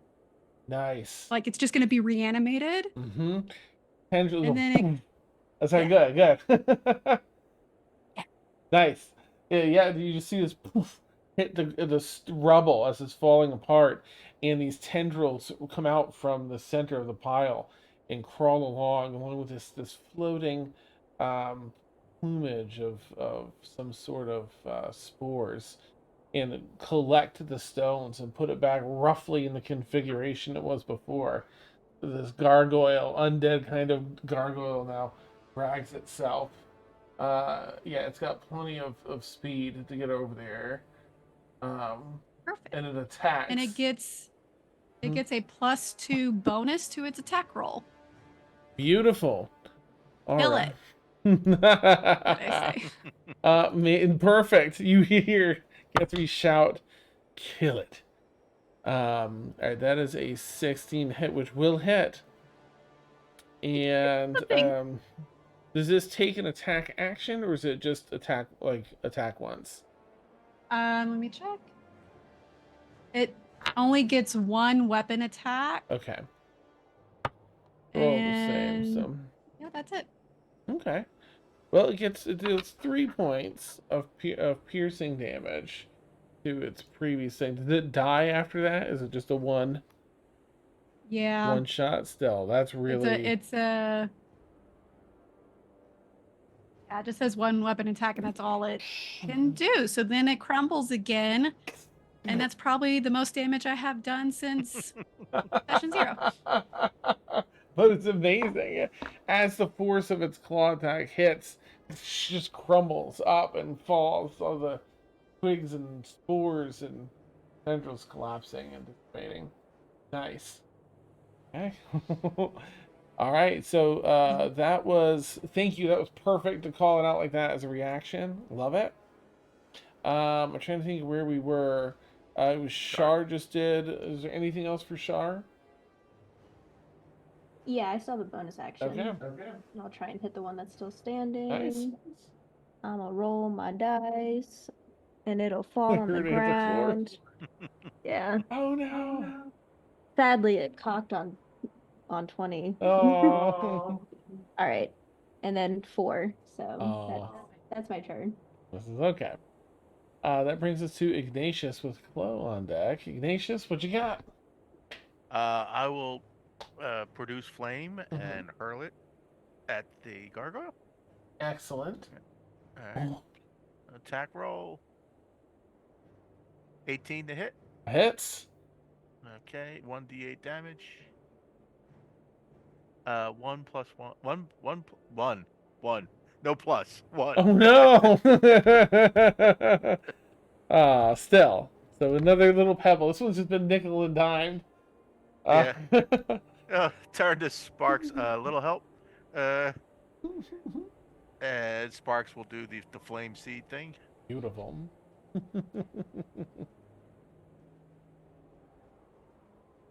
10 to hit. That misses. Oh, yep. All right. Movement. We still. Who's right in front of that gargoyle? Is there somebody still right in front of the gargoyle? Grisura, and then prone behind Grisura is Chloe. Okay. All right. Free action. Can I just, like, seeing that Chloe's still prone, he's gonna be like, "Do you need help?" Yeah, you can ask that. Okay, and that's it. Yeah, free action. That's what I'm gonna do. Okay. They can reply if they want, or they can Okay. reply if they want. Now, I will reach out for a hand, but would that be half of my movement for next round, Dan? Or not? Oh, just stand up? Yeah. Yeah, that'll be on your next turn. You can stand up, but you can say something back now if you want. Well, I just hear him ask if I need help up. Oh, okay.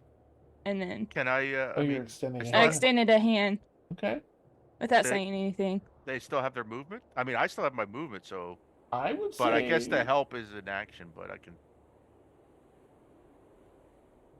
Yeah. I mean, that's what he would. I mean, if he saw her put her, put their hand out, he would have.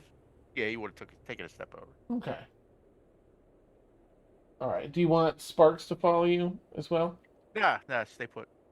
Stay put. Okay. All right. That brings. Is that anything else for Ignatius? Nope. Okay. Chloe, that's you. So Ignatius extends that hand. Still, half the movement to get up, but he helps you up.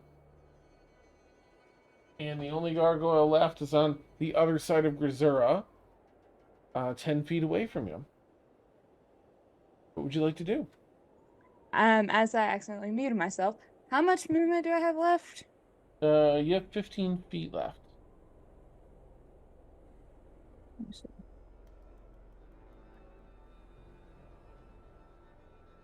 You have enough to get in flanking with Grisura if you wanted.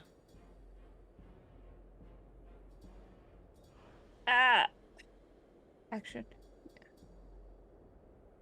Bonus action. Okay. I'm gonna bonus action dash, which gives me Yeah, how no. many? Another 30 on top of the 15. So 45 total. Okay, yeah. 20. And where would you like to dash? Do I want to go to the left? Is that like a rock? To the left. This? Yeah, it's a big, like, rocky outcropping of the mountain. Okay. Can I just dash in front of Dash? gosh, no. Who's in front of me? Grisura. Gazura, thank you. Mm-hmm. I'm still recuperating from yesterday. Yeah, I'm just gonna dash in front of it and then. Well, the gargoyle's in front of that. Let me know, like, where you want to be in relation to the gargoyle. Yeah. Yeah.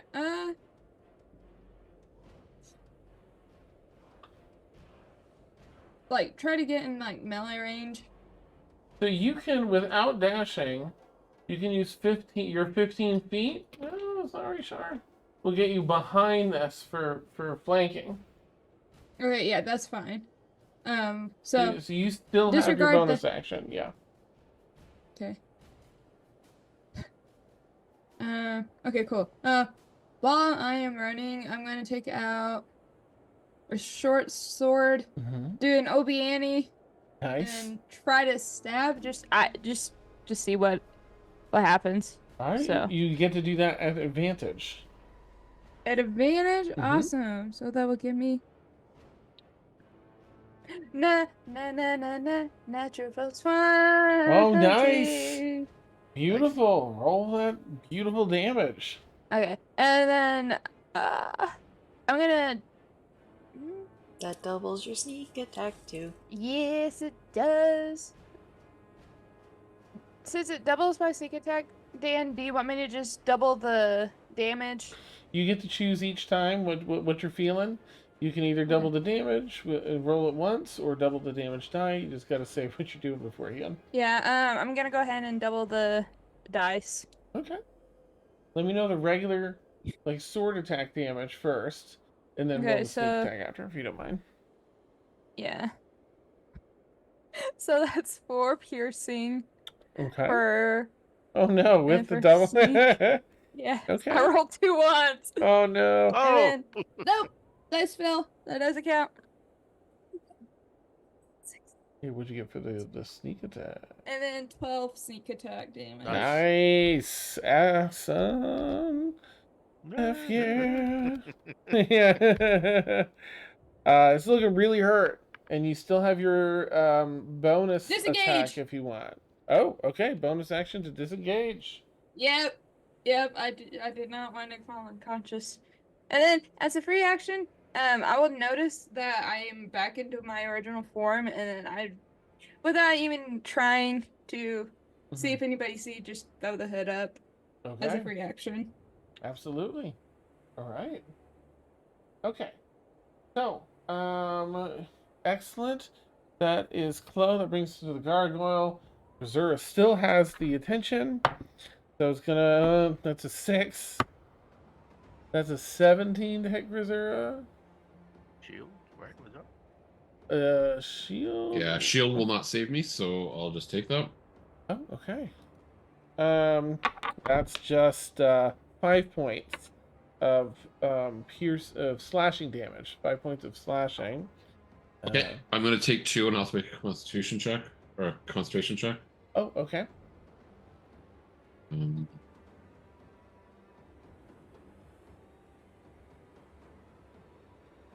Remind me, that's D20 plus my con modifier. Yes. And a quick side note: shield lasts until the start of your next turn. It won't last through the next time. It just gets you through the turn you're on, and all the way until your next turn starts. The shield wouldn't be active currently. Okay. What do I need to roll for the concentration check? Because I rolled a 5. It'd be a 10. 10's a minimum. Usually it's half the damage, but if it's less than 10, it's 10. Okay, so and that is concentration on on Eris's Eris's protection. Yep. Okay. You feel a little bit of magical energy fade, Eris. All right, it has one final swipe it's going to try and do. That's a 12. That's a 12 to hit it, Grisera. With no shield. I don't think that hits, though. 12 would hit me unless I shield. Oh, yeah. Yeah, I'll shield that. Shield, okay. And that'll protect you all the way to the start. And because I cast shield on that, I think I get 2 ward points back. Nice. Beautiful. Excellent. Shing! The extra warble of extra protection comes up as well. That's it. It's the only gargoyle left, so that's going to move us to Eris with Ash on deck. Eris, what you got? I'm gonna run around the back to flank. Nice. And I'm gonna smash it. Even from here, you can probably get that with Oh no, you're right, because they disengage, so you need to be back there. Okay, go for it. With advantage. With advantage? Yeah, because you're flanking with Grisera. Yes, sorry. There are other things just kind of like caught up in my brain. With a 22 to hit. Nice, that hits for sure. This one's also looking pretty ready to go. 12 damage, bludgeoning. Okay, what would you like this to look like? Yes. She's just gonna like, yeah, she's gonna come around and like Paper Mario with the mallet, just squish it from the top, just completely shatter it. Raging. She just crushes down, leaving like the 4 arms drop, the 2 legs drop, and the whole torso has just been crushed with this maul. Clearing the campsite of the 4 armed gargoyles. And with that, we are out of combat. One officially got away, right? One officially, yeah, the one that very first thing it did was bounced. Trouble. Mm-hmm. Is everyone okay? Yeah. I really have to use the bathroom. Nice. There's a rock over there. I mean, there's rocks everywhere, Ignatius says. And with that, we'll take our bio break. For anyone who doesn't know, we take about a 10-minute bio break. If everyone's back sooner, we'll be back sooner. We'll catch you all that are audibly hot. Feel free to chat with us. Otherwise, we'll see you in about 10. Catch you then. Yay! Woo! My goodness. Well done, everyone. What a battle. Wow. Well, dunsies. level 2. Yes. Probably not after tonight, but I will do a little bit of math. But not the merits, not waypoint. I've got too many terms in my head now. I can't think of it. But anyway, the other type of XP will definitely get us up to 3, I think. But I'll let you know at the end. Oh gosh.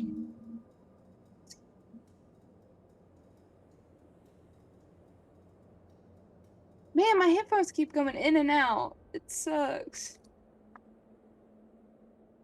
Oh no. Okay, I'm gonna pee for sure. Sorry, I'll be right back. You're good. After these messages.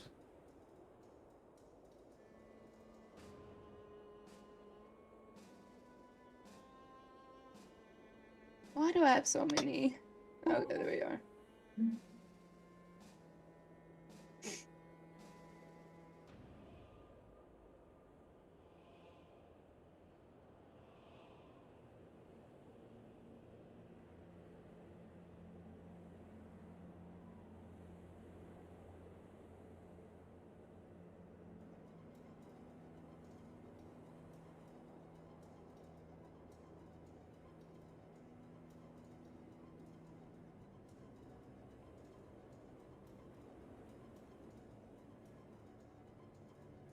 Hello, chat.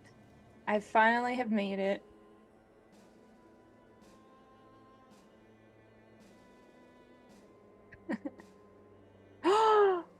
What? I have a first.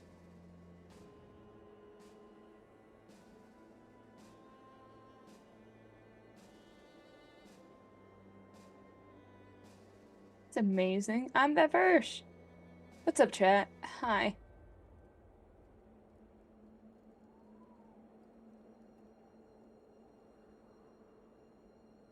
The first night.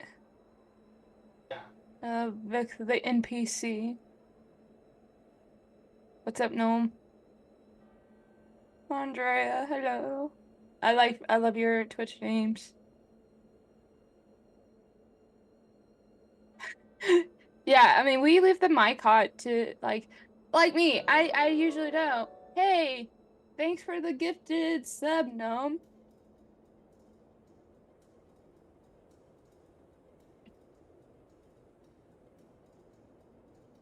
More distractions. You're good at distracting people.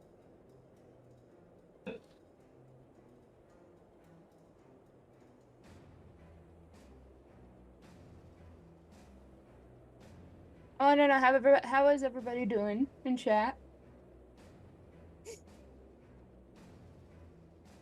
Put that up. Give it to him.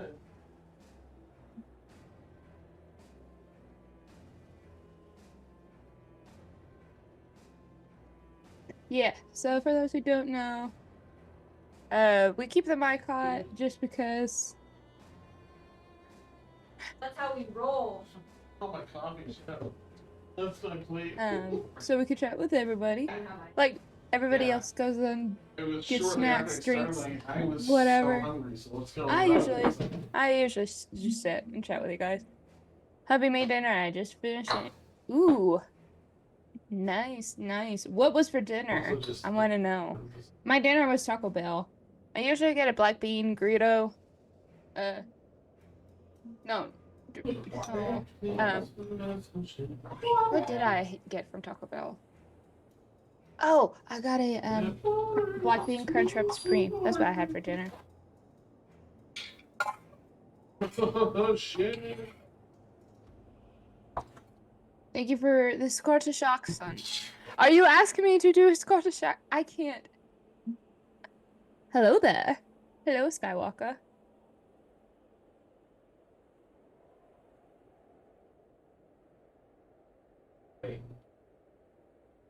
Well, Sky Guy, you did miss a full combat. We won the combat, but I don't know.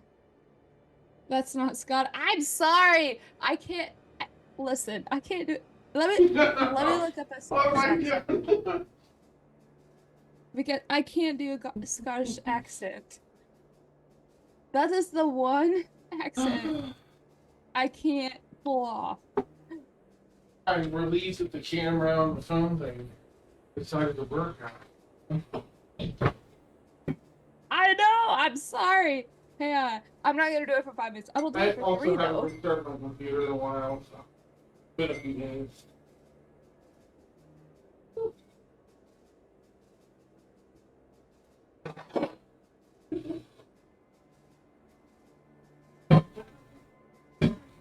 What Scottish accent? I can do it. I can. Oh no. I can't even do it. Oh my god. Listen, I will. You know what? I will do the accent later. Oh. Make sure I don't. I will let. Oh, it was. Okay, oh, perfect. Twisted. Bob it. Watch this way. There we go. There we go. I can. Skip probably it. do it. Bop it. Yeah, skip it. Because you No. No. 12 dark. Oh gosh. No. That's not how. 12. Twist it, bop it, steal your parents' credit card. Buy more bop it. Buy more bop it. Yeah. Love is always The wise. secret menu. Always try to be nice, but never fail to be kind. There we go. That is a 12th Doctor quote. Hmm. Hi. Hey. Oh no, Marbles! Thank you so much for the gift sub. Oh, hi, Skywalker and Frozen, and Gnome, and Andrea. Sorry. I think you were still saying something. So sorry, Mariah. Please. No, you're good. Come on. Frozen Knight redeemed uses points for a Scottish accent for 5 minutes. Oh, that's just great, isn't it? Frozen. I Thank you can't for do a that, laddie. Scottish accent. That's wonderful. I can't. I don't know how people do it. Alright, Tasha, now that you're back, you gotta do a... No, she's not back. You gotta do a Scottish accent. The Scottish accent? Scottish accent. Oh, I can't do that. Oh, that was so good! That was great! I cannot do that. That was great. Wanna do that? How do you do it? Thank you for the Oh, so raid. great, yeah. It sounded so You're wonderful. Christina, thank you for the raid. Oh, Hey, thank you for the Ray. raid, Cameron. And lovely. See, Frozen Knight, you fucking got your great. Scottish your mark. accent for 3 people. I mean, I can't even maintain a British accent. Like, there's no way I could just maintain anything. Yeah. We saw how that went in session 0. So I can't even maintain English, so. Yeah. perfect. Oh, well. I think these English going is great a trash though. language anyways. We just finished ourselves a battle. And only 5 people died. Sometimes for the battle. They did. The first I was like, I hope I don't go down first combat. Oh, right. Oh, that was brutal. It was brutal. In one round, they just like bang, biff. The weird part is you got knocked down, you stood up as a different person. No. What's up with that? Oh, but look, I making You got the progress. mask punched out of you. Mask, right? How nice, Tasha. It was It lovely, looks amazing, Tasha. Tasha. Can't. There we go. Can you This wait is to see my- it done? It's my bag so Oh. far. We're on row 5, I Ooh, think. Love it, So Lily. All right. Halfway Guys. there. Steph, I No. can't do math. Nom gifted you a sub. 33 more to go. Oh, you're muted. You're fucking muted. You're Fucking muted. fucking muted, Stephanie. Yeah, bollocks. Hey, how fucking dare you? We also have another minute in our Scottish accent. You're fucking shite together. Short. Well, what does Outlander say? Well, did a kid? I just Great quoted show, Peter sorry. Capaldi as the 12th Doctor, and that was my Scottish accent. I can't do a Scottish. Love it. If What I does he tried say? hard enough. Okay, so one of my favorite quotes, which from the 12th Doctor, is remember, hate is always foolish, love is always wise, and always try to be nice, but never fail to be kind. I can't repeat any of that. Okay. What's this I part, love sweet? the quote. Knowlton is culture's accent, no. I mean, Right. Sorry, I'm going to bring us back. Noel. Here we go. Back from Oh, bio. fights. I think that's about our 5 minutes. Thank you so much for. I didn't catch you redeemed Scottish, but thank Frozen you. Knight. Frozen. Thank you, Frozen. That's all. There it is. Oh, and I see from Trilena a hydrate. I guessed earlier.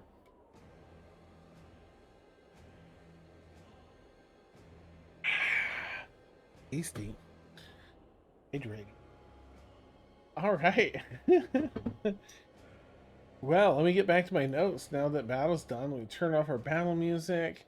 Here we've got a little. Oh, let me give this to our players for some ambiance. Little whipping snowy winds.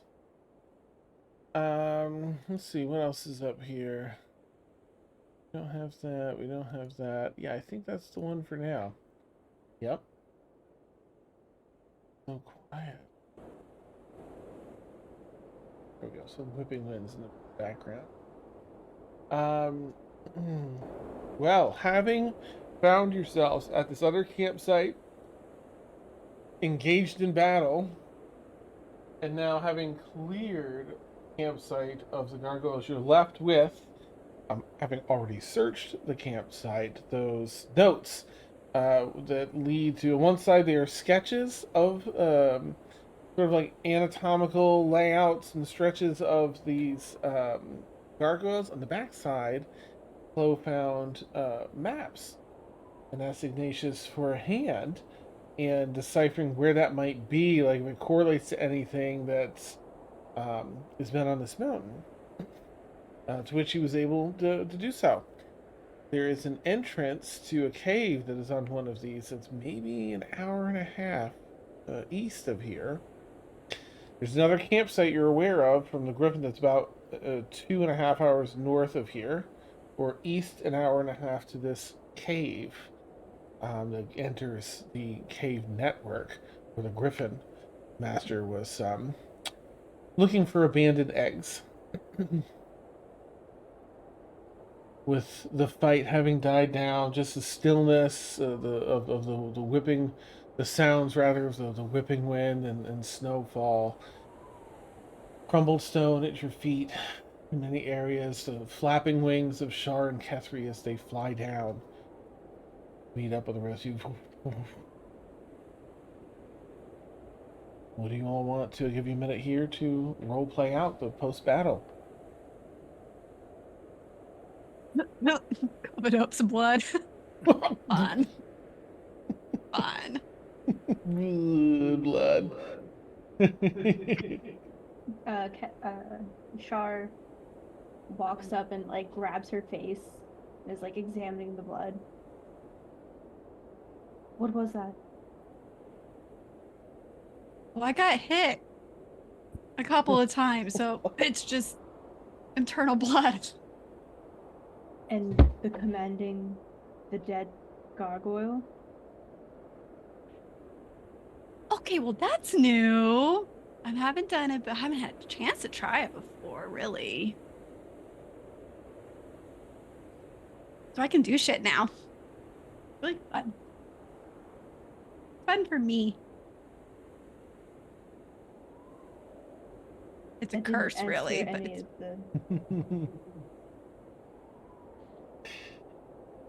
Okay. I mean, it's a really long story. She's got like a terribly bruised eye socket, and her left eye is swelling up like halfway shut. all the claws from on the arms and stuff. Just to add to what you're seeing, Shar.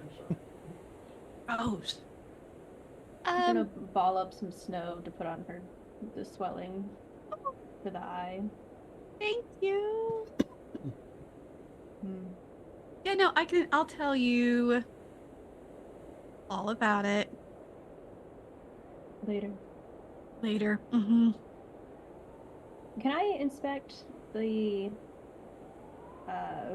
ruins of the gargoyles to see if there's anything of note in them or if they're just stone? Absolutely. Make an investigation check, and while you're doing that, if does anyone else have anything as you all kind of everything calms down that you want to, role play out? Did everyone see the one that flew off? Briefly. Sorry, I was tied up. Which way did it go? Char will point in the direction. Either of you can make a survival check if you want to know what direction that is. Okay. Yeah. Survival. I think that Grisura and Ignatius would have an advantage on that, given all that they've given their histories. Yeah, 22. Oh, advantage then 20. Mm-hmm. Nice. Okay. That's east. Towards the. Well, I'll ask Catrice. Mm-hmm. Is that towards looking and checking at my the notes that I just found? That's kind of in the direction of the cave on these notes. It is. Alright, that's east. Which you find it in your notes in particular. That's definitely where the cave was. It was to the east. Do we want to give chase? I don't know that I we'd think catch we it. should. I think Well, we you- should tend to our wounds first. I was gonna say maybe we take a rest here and regroup. Yes, please. There's some. Oh, there's some dens around here where we can take a longer rest. But I think getting out of the elements either way, whether it's short or long rests, just I think well, even that over there's points like 60, 70 feet away is a nice like partial cave den. And we'll figure out from there how long you want to rest. It's about 4:30 in the afternoon, so I think we're all a little spent from this, so we should consider if we want to rest up and get back our skills and spells and such, or if we're just looking to push on into the caves. That thing took right off to the east when things started getting dirty. As though the early on. I see the logic in resting, but not without a guard if that's what we do. I'll take a keep watch. I can I'll take first watch. too. Okay. Take second. I can take third. Right. I can take third too. Very bad. Also, I got an 11 on investigation for the gargoyle. Thank you. Okay, so you're not really seeing anything item-wise, anything like that. I'm gonna check something real quick, and I'll get back to you. And where do you find anything that? Actually, I can tell you right about here. This was a gargoyle. While you're looking that up, Grisura will turn to Kethri and say, "Is this the right area to look for that herb that you were looking for?"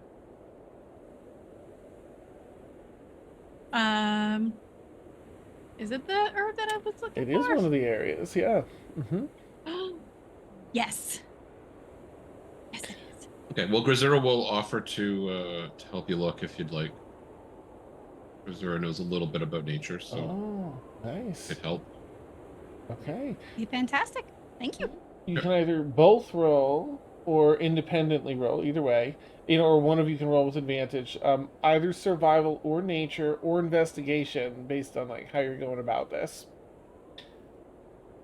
I already get advantage on my survival.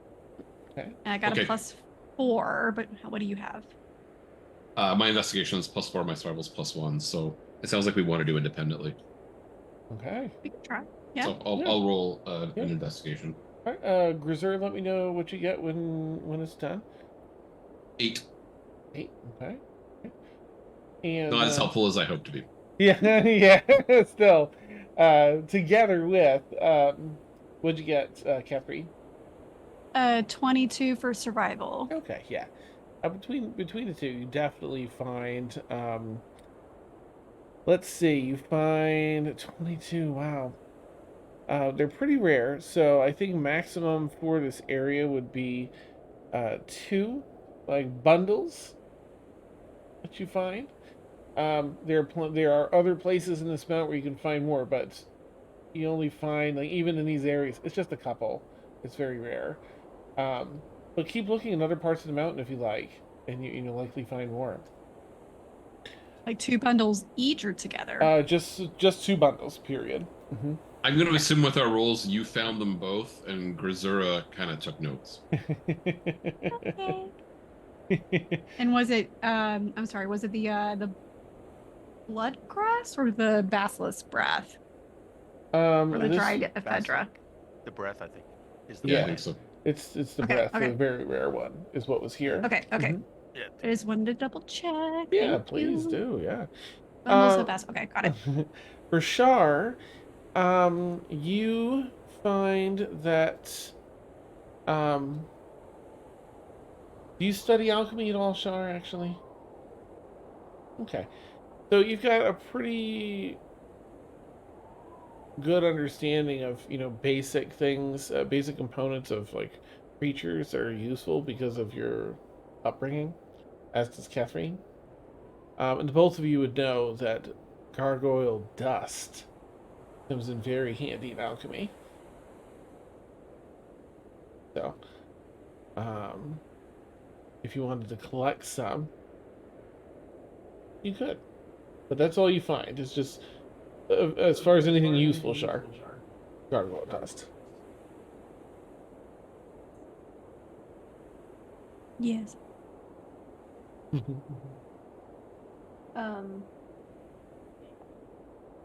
She'll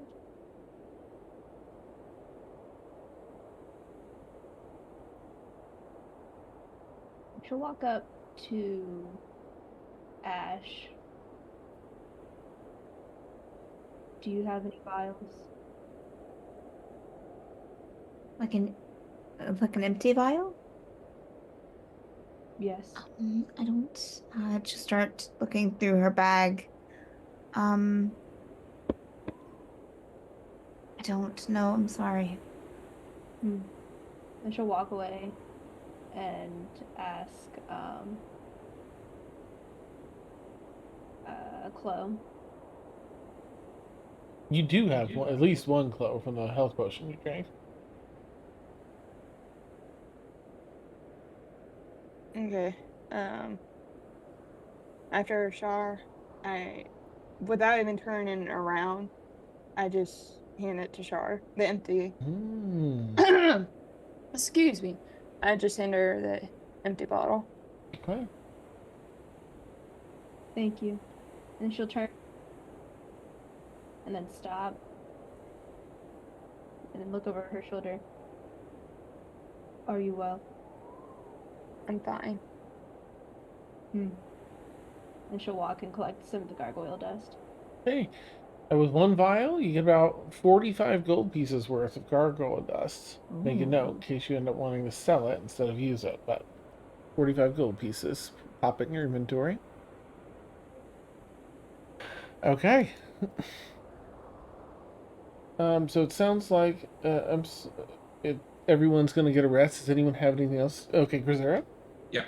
When that conversation kind of breaks up, Grisera is just going to stay where they are and just look at Chloe. I understand Chloe has their back to us, but Grisera's Grisera will just be patient.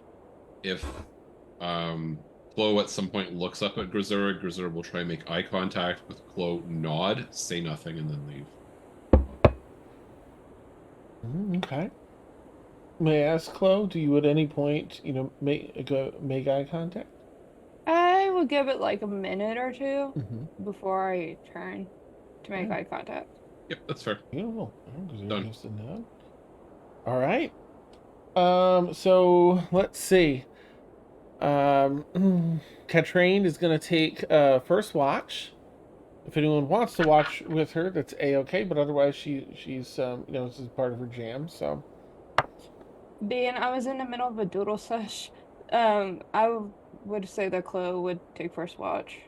Okay. Unless if anybody said anything else. Katrine is going to help, but please go right ahead. Go and do a perception check. And you and Katrine will keep a careful eye. Just standing watch on the outside of this half cave, this little den.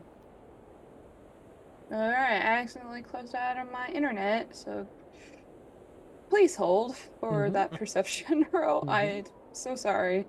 Okay, Katrine got a 21, so we'll see what you get. I think it'll be a pretty good. And you said perception? Perception, please. 18.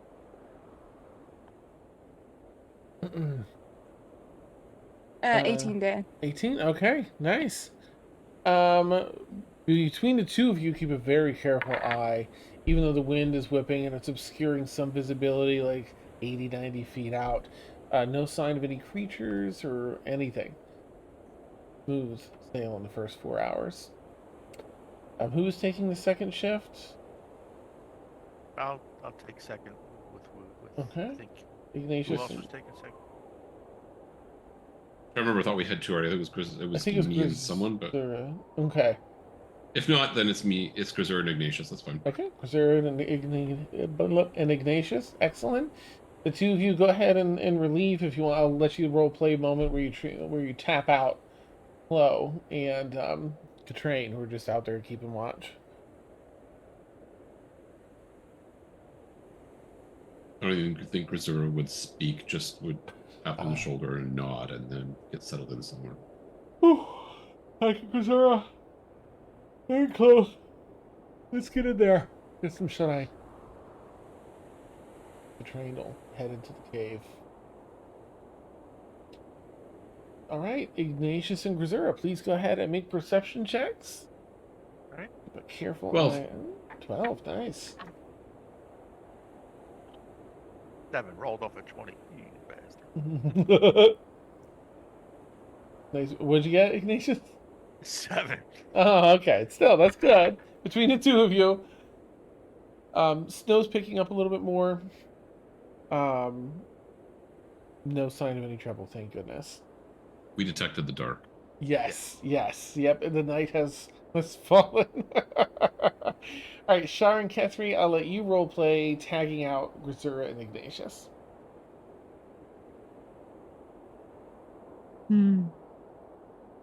Char's already awake.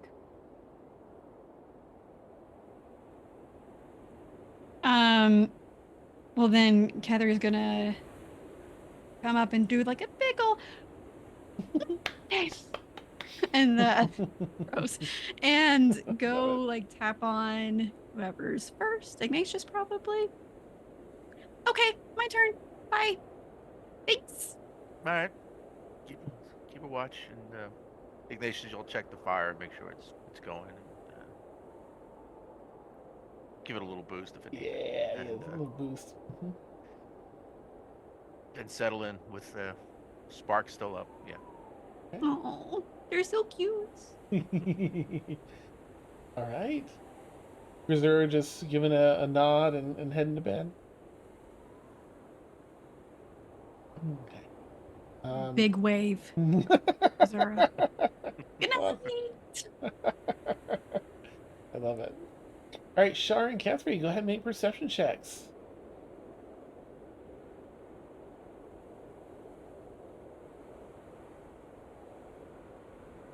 Seven, because my dice hate me tonight. Oh no! I switched. Got an 18. Nice. Okay. Put a careful eye out. Still no sign of critters or creatures. You've all gotten through the night successfully. Please, make sure you give yourselves full rests in D&D Beyond. Can I add something, Dan? Yeah, please, Dan. Ash. Absolutely. Oh, I'm sorry. Because when we wake up, it's nighttime, right? Like, because it was like we went to bed during the day. I'm so sorry. 4-ish, 5-ish, yeah. Mm-hmm. Or did we wait? Okay, so it's still it nighttime when was- we wake up, or did let's we sleep see. for the morning? If you're taking 16 hours to rest, you're doing 3 watches, 4 hours apiece. So you're doing 12 hours to sleep, and you went to bed at 5, about 5 o'clock. You'd be waking up about 5 a.m. So it'd still be pretty dark because it's winter time.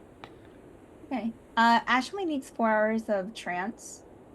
Being an elf, so she's actually anyone like that would have like been up and doing watch at nighttime would probably have seen her like kind of off to herself under a tree, just kind of like poring over her tarot cards and writing things furiously like in her journal with a candle burning. Okay. Yeah. Right, for those like Just little transitions little and spice. stuff. You see that Yeah. happening? All right. Okay. So with that, the morning comes and Katrine is ready to lead the way east, probably with Ignatius, as Ignatius is really the one that'll have to lead to the cave. Katrine is more navigating the terrain, avoiding, the dangers of the known mountain. Do you have anything? Anyone have anything they want to do before they set off from camp?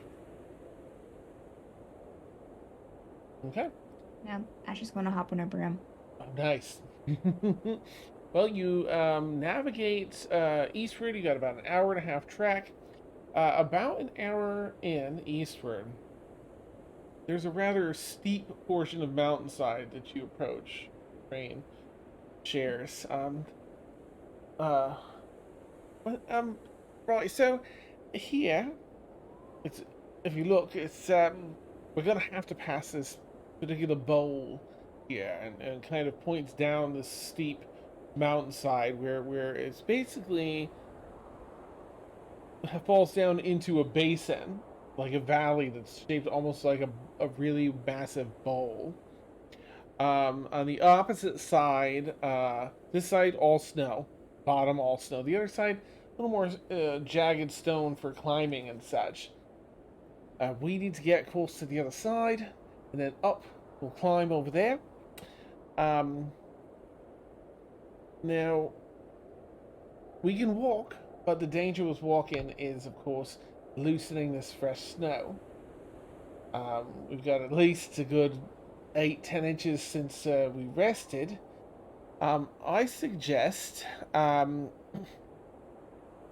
using one of these, and she's had a rather large pack this whole time. She opens it up, and they're basically little discs, little sleds, a little bit bigger than your butt to hang on to. I think we should use these to slide down. It makes barely an impression, and it's fast. Just Ethri immediately goes up and grabs one if she can. Yeah, there you are. I'm so excited. Right. So excited. They're pretty straightforward. It doesn't take much athleticism to use these. But we'll basically go sledding down this side, and we just don't want to disturb the snow. So extra careful that you don't tumble. I don't really see any, plenty of snow. I don't really see any stones or anything you need to watch out for. It's a straight shot down to the bottom, then we climb up the other side, and the cave will just be actually on the other side of that peak over there. Not even 10 minutes. Alright, so Catherine has one. She goes over to Chloe to hand a sled. I'll take it. And Eris, whom I'm just going to assume is going to take it. Shar? Is this a situation where I could just fly across? And she'll just put her hand up and nod in like a no thanks gesture. But Char! She holds on to her for a second. Oh. We can go sledding! I'd prefer to go in less perilous conditions. Oh, fine. Then here, you can, if you don't mind, can you hold my crochet stuff? Thanks. She takes it without complaint. Oh no, she probably could just give you the bag. She has everything organized. What's the current project? Is it like a little four-arm gargoyle? Or what's Catherine working on? Oh, that. Okay, nice. What I'm working on is what she's working on. Nice, I love it. She'll go and hand a sled to Ignatius. Yep. Okay. To Ash. Just use Cassie. That's okay. A broom. Yeah. And over to Grisura. Of course. Eris, Are we sledding? There's a big bowl here, basically a valley that looks just like a large bowl. It's a lot of snow. This side, it's all snow. The bottom's all snow. The other side is jagged, like climbing stone. You're going to climb up that side, and the cave is just on the other side. Katrine is advising sledding because there's like 8 inches of fresh snow. Doesn't want to start an avalanche behind you. So this way, to be nice and smooth, sledding, she brought sleds. Little circle, like just big enough for bums. Little toboggan. Yeah, like a little circular. Flossers. You bet Eris is gonna sled. Hi. She said it doesn't take too much athleticism, but just be careful not to tumble. Like, don't get overzealous, because if you tumble, then some snow might start shifting and get dangerous. But there's no stones, nothing you need to worry about down the slope. So let's start the sledding challenge for those that are sledding. Ash and Shar are going to be flying. I imagine just keeping pace with everybody. Yeah. Much as possible. Okay. Yeah, should be pretty easy. Okay, so basically, all sledding requires is an athletics check. So everyone gets on, Katrine first, and starts a little bit back, gets a little tiny running start, and hops on. Under like crisscross applesauce up on the front of the saucer, buns in the back of the saucer, and it starts picking up speed, heading down the snow. I ask everyone that is using a sled to make an athletics check for me. It is a nice low DC. Very easy to stay balanced in these, and it is a lot of fun. The temptation is to go crazy because there's a lot of control, and you can woo.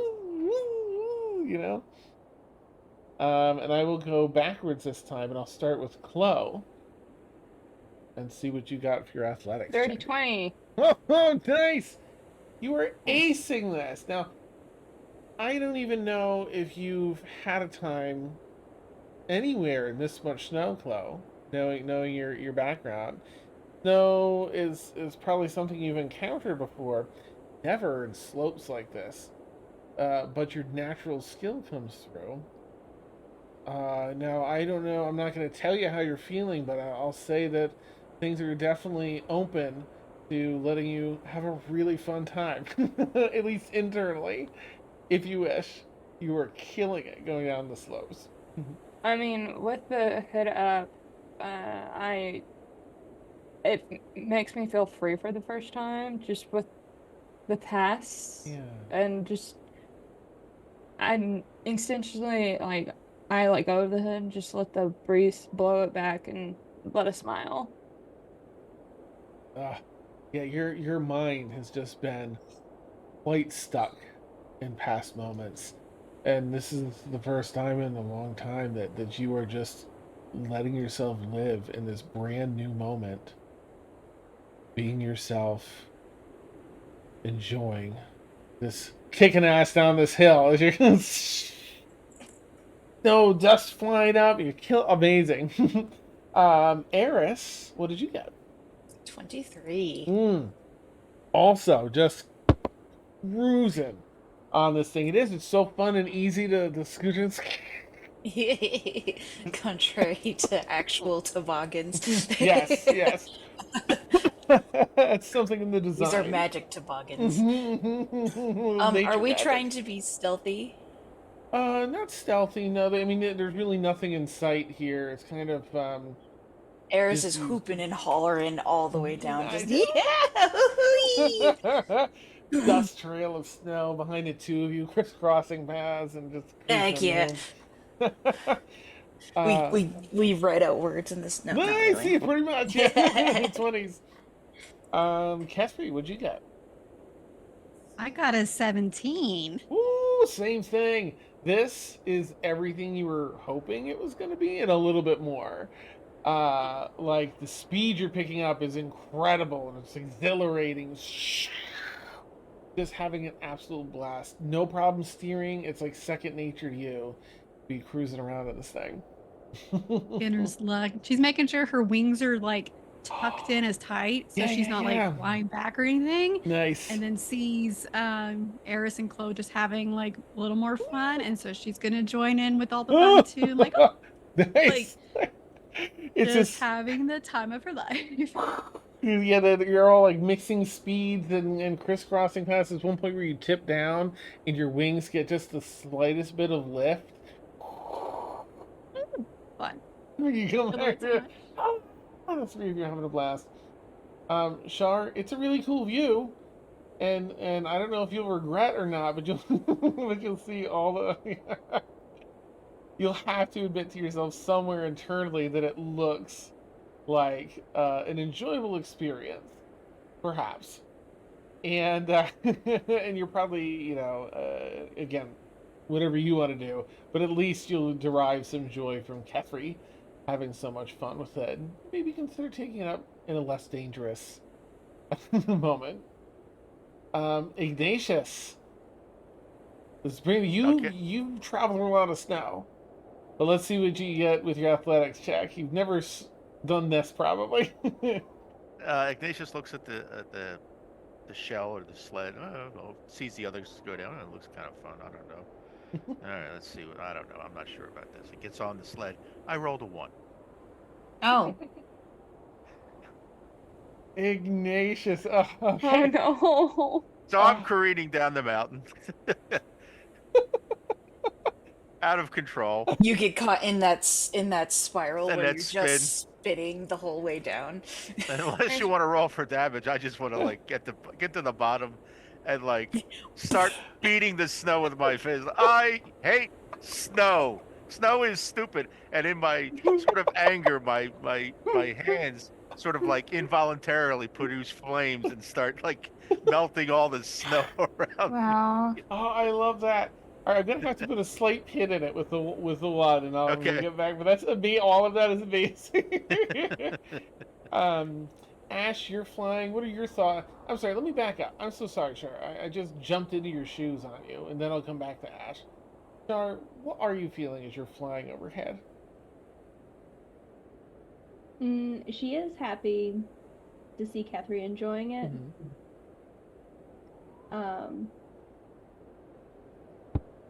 But I don't think she has much feeling about it outside of that. Okay. Thank you. Sorry for prodding all over that. My bad. I'll be more careful. Steph? I mean, Ash? How do you feel as you're on your broom flying over? I think Ash would have a good time seeing everyone else have a good time. And just kind of give some like giggles and stuff on their broom. If she would see someone, if she would see someone having any trouble, she would try to maybe help. Like if she sees someone about ready to wipe out or something. Okay. Yeah, let me check with Grisura, and then we're going to backtrack. Okay, nice. Excellent. Thank you, Ash. Grisura, what's your athletics check? 6. Nice. Okay, that's enough to get on, and is definitely different than anything you've ridden before. Probably. I mean, let me know if you've done this before, but otherwise, it's fun. You're doing. It's a little hard to steer. You can. You don't know how everyone's doing, like the down ahead, but you've got a lot of speed and enough control, where it should be fun. How do you feel Grisura's doing? Is she enjoying the sled, or just get to business? I think because Grisura's experience in mountains has been danger, I think Grisura's taking it pretty seriously and cautiously, and that's probably why they're not doing as well as some of the others. Love it. I will check in with Ash and Shar because the two of you have the bird's eye view. So here's the problem, right? You see poor Ignatius take off, and it's like he gets a running start, but then it's not quite enough to get over the peak, and so it kind of slows down and starts turning, and then as it gets backwards, it starts going really fast. So then you see Ignatius trying to spin it around. It starts this whole spin, woo, woo, woo, and he's just out of control. You see him like, I hate snow! You yell after like 10 or like 5 minutes of going down this thing's going berserk. What do either of you want to try and assist to kind of right it and get it set for him? I mean, I'll say it's just like a minute after the first minute. I don't think you'd let him go 5 minutes with that. Yeah, I would say that Ash would try to swoop in, even if she sees Shar doing the same. Okay. And does Shar do the same, or is Shar leaving it to Ash? I'd say she'd go into, depending on. Okay. I'd say depending on who gets there first. Shar's thought would probably her thought would probably be more of just picking him up instead of trying to ride it. Nice. Extra extra jarring to Ignatius. He starts getting a little lift. On the ground as he feels All the some while, hands. Sparks is like behind me, like looking like I can't do anything. What am I Nice. gonna do? But Ash, are you gonna try and like just write him so he can finish the ride and maybe enjoy some of it, or with Yeah. Charlie helping? Yeah. Sure. Yeah. Okay. Just make either an athletics or acrobatics check, each of you, please, if you don't mind.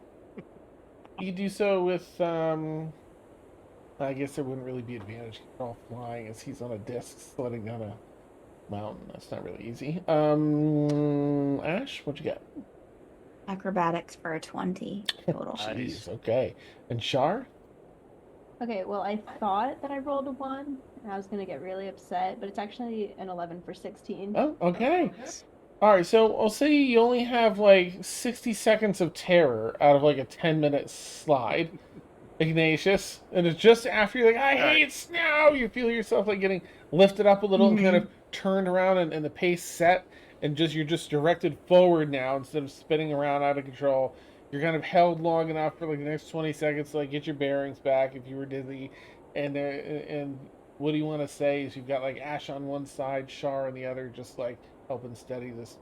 Yeah, I should be like, just kind of assure him that we got him. Like, He'll start. Ignatius. Oh, go ahead. Go ahead. Just saying that I should just say that we got you. Like, He'll start brushing off the snow and like, thank you, and he'll slam down the shell like stupid shell, and then turn to the Shar and Ash. You two, you're smart. Lie, not these idiots on a sled. Hate snow. And Shar just nods. Indeed. after we get Ignatius set right, Ash is going to cast Prestidigitation and do like a shower of sparkles as around at Ignatius as he like continues down. Oh, okay. Alright, so you get him set. There you go. And off you set him. Mm-hmm. The rest of okay. Alright, rest of the ride, smooth sailing, Ignatius. Whether that changes your mind or not is entirely up to you. But it does, there's a little peak of at least control. You've got much more control after being reset. You make your way down safely to the other side. As he sees the sparkles, he's like distracted. It's like the terror leaves him for like 5 seconds. Oh, that's odd. What's that doing?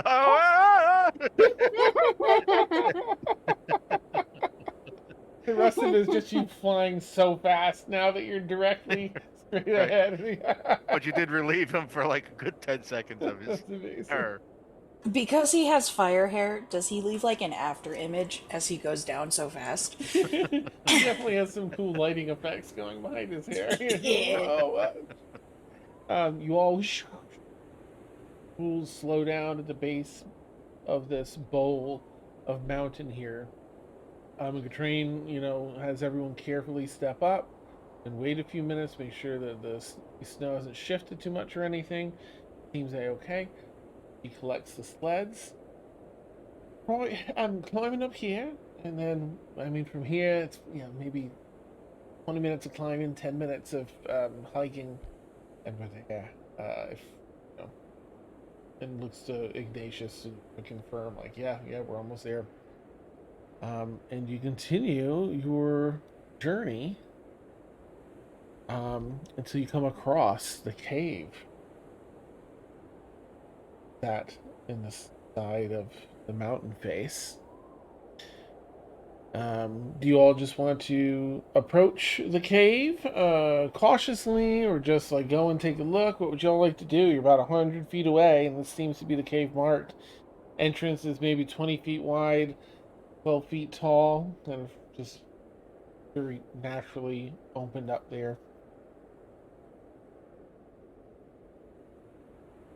Sam wants to say we should send our Rogan to do some scouting. Eris wants to just walk right in. So, she's gonna, if nobody else, like if we're all gonna hesitate, Eris is just gonna start walking unless someone stops her. I would definitely ask if anybody has like any torch.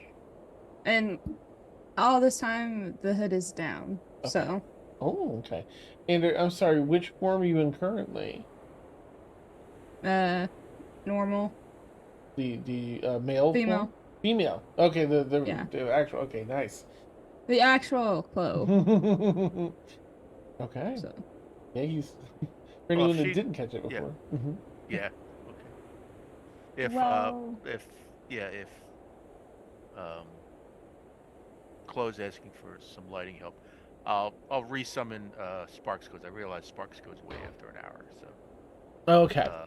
yeah, so I'll summon Sparks like 10 feet away, so it doesn't doesn't burn anybody, like and then I'll tell Sparks to follow Chloe and give her lighting, give them lighting. I should. Okay. Well, what will I guess we'll have to wait for introductions to see the pronouns in this form. Okay. Yeah. So, Chloe, do you accept Sparks to help you, and are you heading in to take the ground? yeah. Yeah. All right, Chloe, quietly, just I'll check ahead. All right. So you head on in. Indeed, this is a cave. Very uneven ground. You see it seem to be a singular cave for now. No splits, no openings to other caves. But this goes in. Do you have dark vision, Chloe? It's a changeling? Hmm. Good question. First 7 sessions are learning characters for sure. Yeah.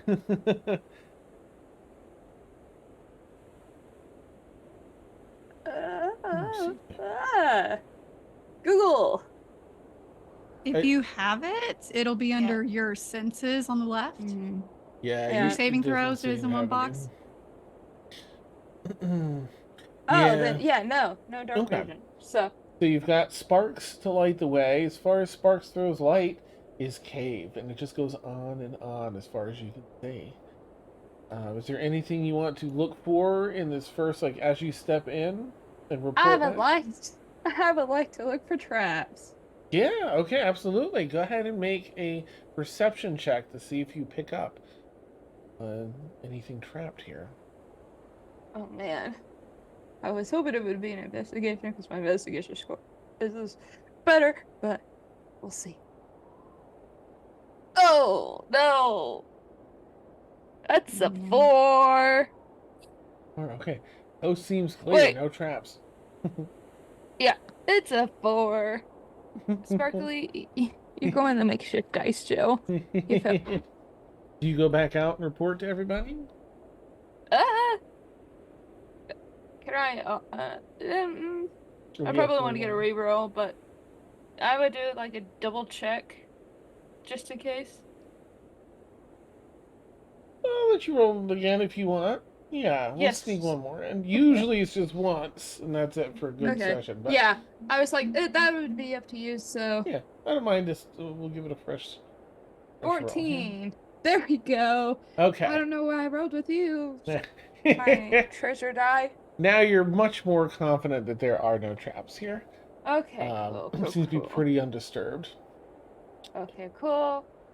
Then I go back out and report to the others. So. What do y'all want to do? Chloe let you know. No traps. Single cave. Could I, Catherine, look for let's see, footprints. Prints? Out here, outside the cave, or inside the cave? Outside. Are you right looking? outside? Are you looking for signs of griffins that fly, or something that doesn't fly that goes in the cave? I mean, I figured sometimes they would have to land. What I was kind of looking at. Make a survival check. Yeah, please go right ahead and make a survival check. Awesome. It'll add a little info that you would know.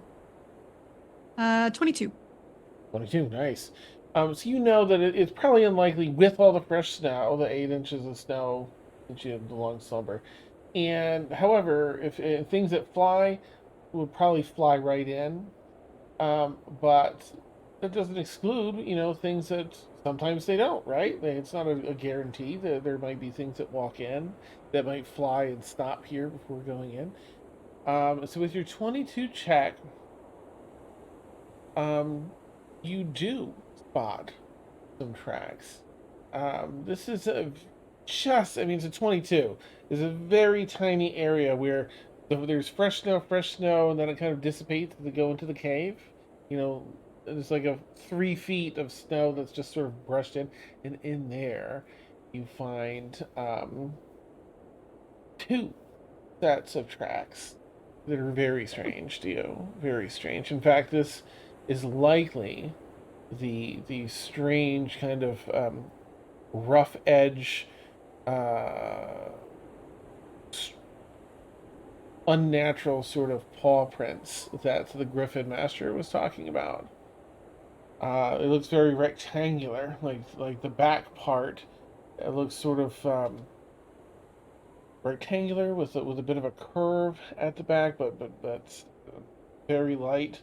And then the next part sort of looks again very heavily like geometric. Doesn't look nice and doesn't have the curves and the pressure of things.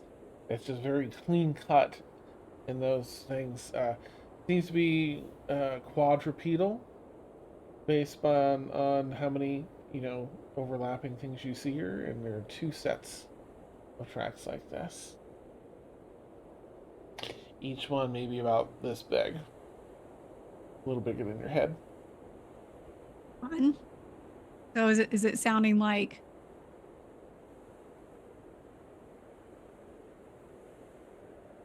is it sounding like the gargoyle we just attacked? That is not.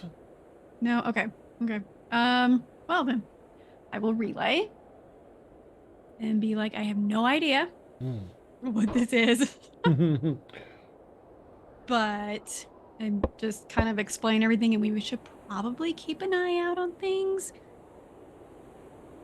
Just in case. Can the rest of us make a survival check to try to recognize what this is? If you're proficient in survival, you can make or nature, then you can make a check. Surviving check. All right. Oh no, Survival it check. was on a 19 and bounced over to a 3. Okay. 20. 20. Okay. 20 survival.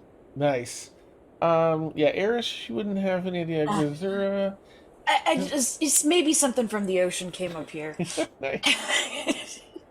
Yeah, Grisura, even like you're able to exclude like a lot of natural things. Like you're not sure what it is, but this is not a typical natural creature, whatever this is. Okay. Grizzur will definitely relay that. Okay. Okay. Was there anyone else that had a roll that was proficient? Yeah. Okay. Oh, all right, Ignatius. I rolled a 6. Yep. Oh, sorry, would you? A Oh, 6. 6? Okay. A 6. Yeah. Yeah. Same. Yeah. It's... Snow's melting on my hair. Yeah. Ignatius and I are both looking at it. It's a print. That's all I know. That's weird. All right, y'all heading in?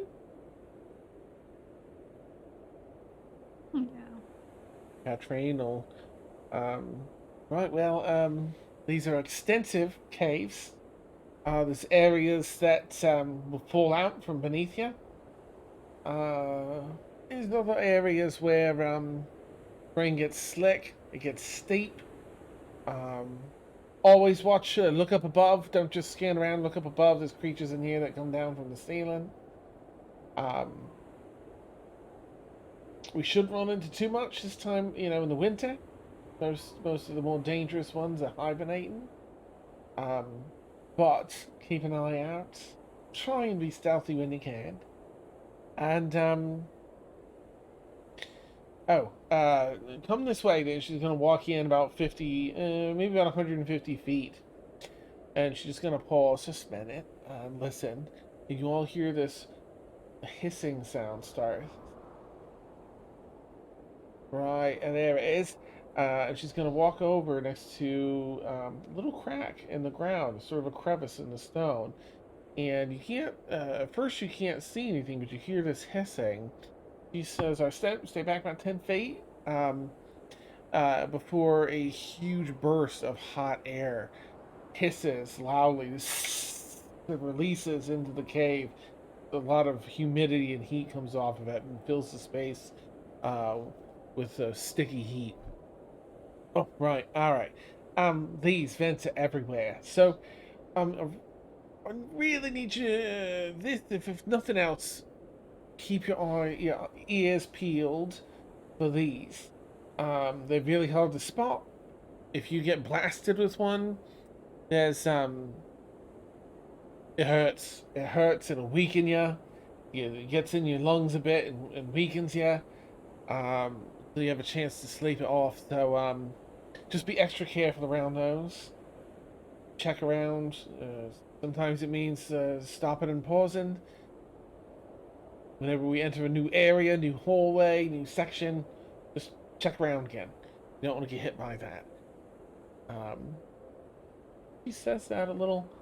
Looks like a little chameleon almost. A little lizard of some sort, maybe a foot and a half long, crawls along the wall with 7 legs, 4 on one side, 3 on the other.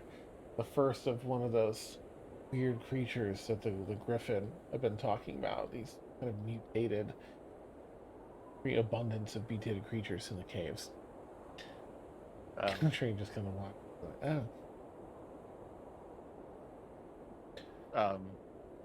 Ignatius, while we were walking the 150 feet, he would have like sort of tagged behind a little bit, and he'd have his notebook out, and he'd be making like tick marks for every 50 feet we went in, sort of like charting the cave. Okay. Nice. And if upon seeing the centipede, I guess you said it was. Yeah, this was like a little chameleon, like a the chamillipede. A chamillipede. They'll slowly like put the pen in the notebook, close the notebook, reach back, get the mace on his thing, whap on the wall, and just calmly put the mace back. Bugs. Don't like bugs. Don't like bugs. It was a chameleon. It's with more legs. Hey. Nice. Okay. You know what? Dan? Yeah, Grizzler, what's up? Would that chameleon qualify as an aberration? Would Grizzera know? Oh, gotcha. So it doesn't, and Grizzera would know that it's for all intents and purposes a normal. Okay. A normal one. You'd be able to identify that as just a normal, just slightly mutated. Thank you. I'm picturing the 3-eyed fish from The Simpsons. Yeah, here you go. Yeah. This is just a fish with 3 eyes. Okay. Did I hear someone else said something? Ash is going to be on her broom, but she's not going to be flying too high up, just maybe about 3 feet off the ground. Okay. But, and this is up to you, Dan, I do want to try, because I know with Dancing Lights, which is a cantrip, that you can combine like the 4 lights into one glowing, it says vaguely humanoid. Yeah. But I would like to make it into a moth size. Absolutely. You've been practicing that for a long time, I'm sure. So Ash would definitely be able to do that. Okay. And then Ash is also going to try to keep an eye out up. Okay. Nice. Yeah. Well, let's see then. Let me ask Ignatius to make a cartographer's check. Well, the dex-based one. Okay. That way, like, just to keep up, right? As you're like doing that and making the marks. 22. Oh yeah, okay, no problem. No problem. You are mapping officially, doing a rough map. For you, that's a rough map. For other people, it's pretty detailed and not very accurate. Ash, go make a perception check because you're keeping a careful eye up above as you begin navigating this cave system.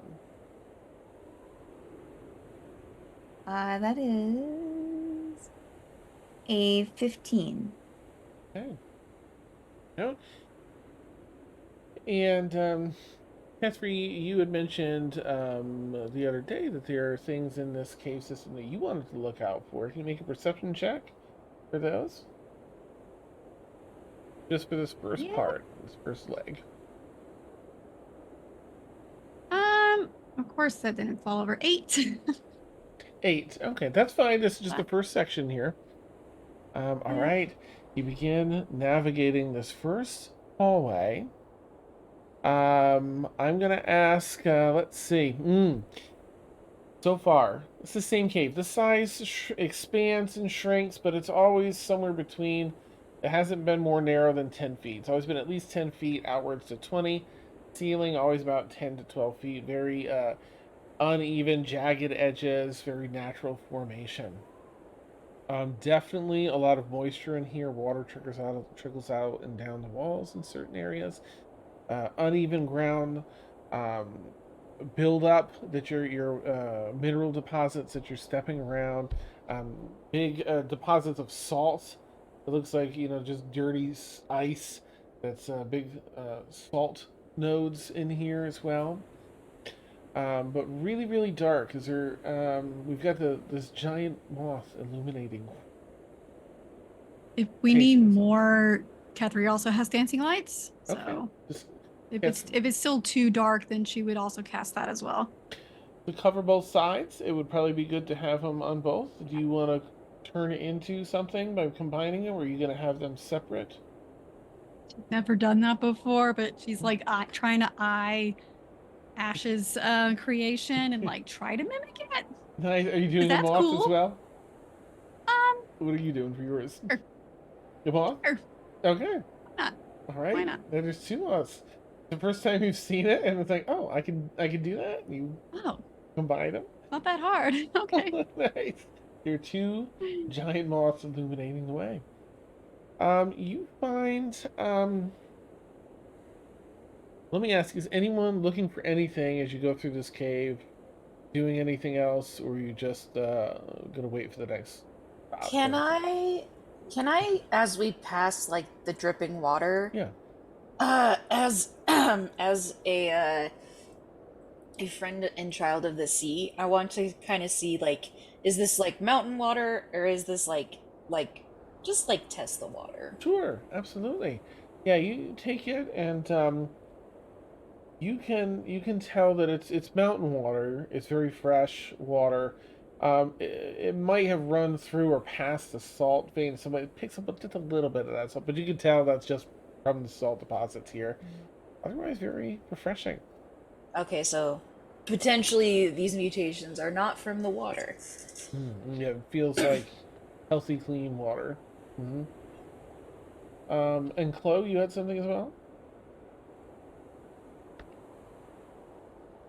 Or no? I'm gonna continue to. I thought I had to sneeze, so I was just giving it a minute. No problem. Oh crap! Oh, I'm gonna continue to look for traps.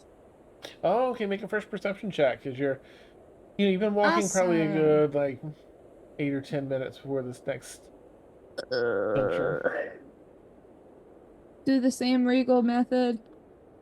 Oh, the same Regal method. That's a 9. Okay. Yeah, thankfully, no traps. Thankfully, everything is so like naturally created here. It might be a little difficult. Traps might stand out a bit. So you get the feeling that DCs would be lower in here.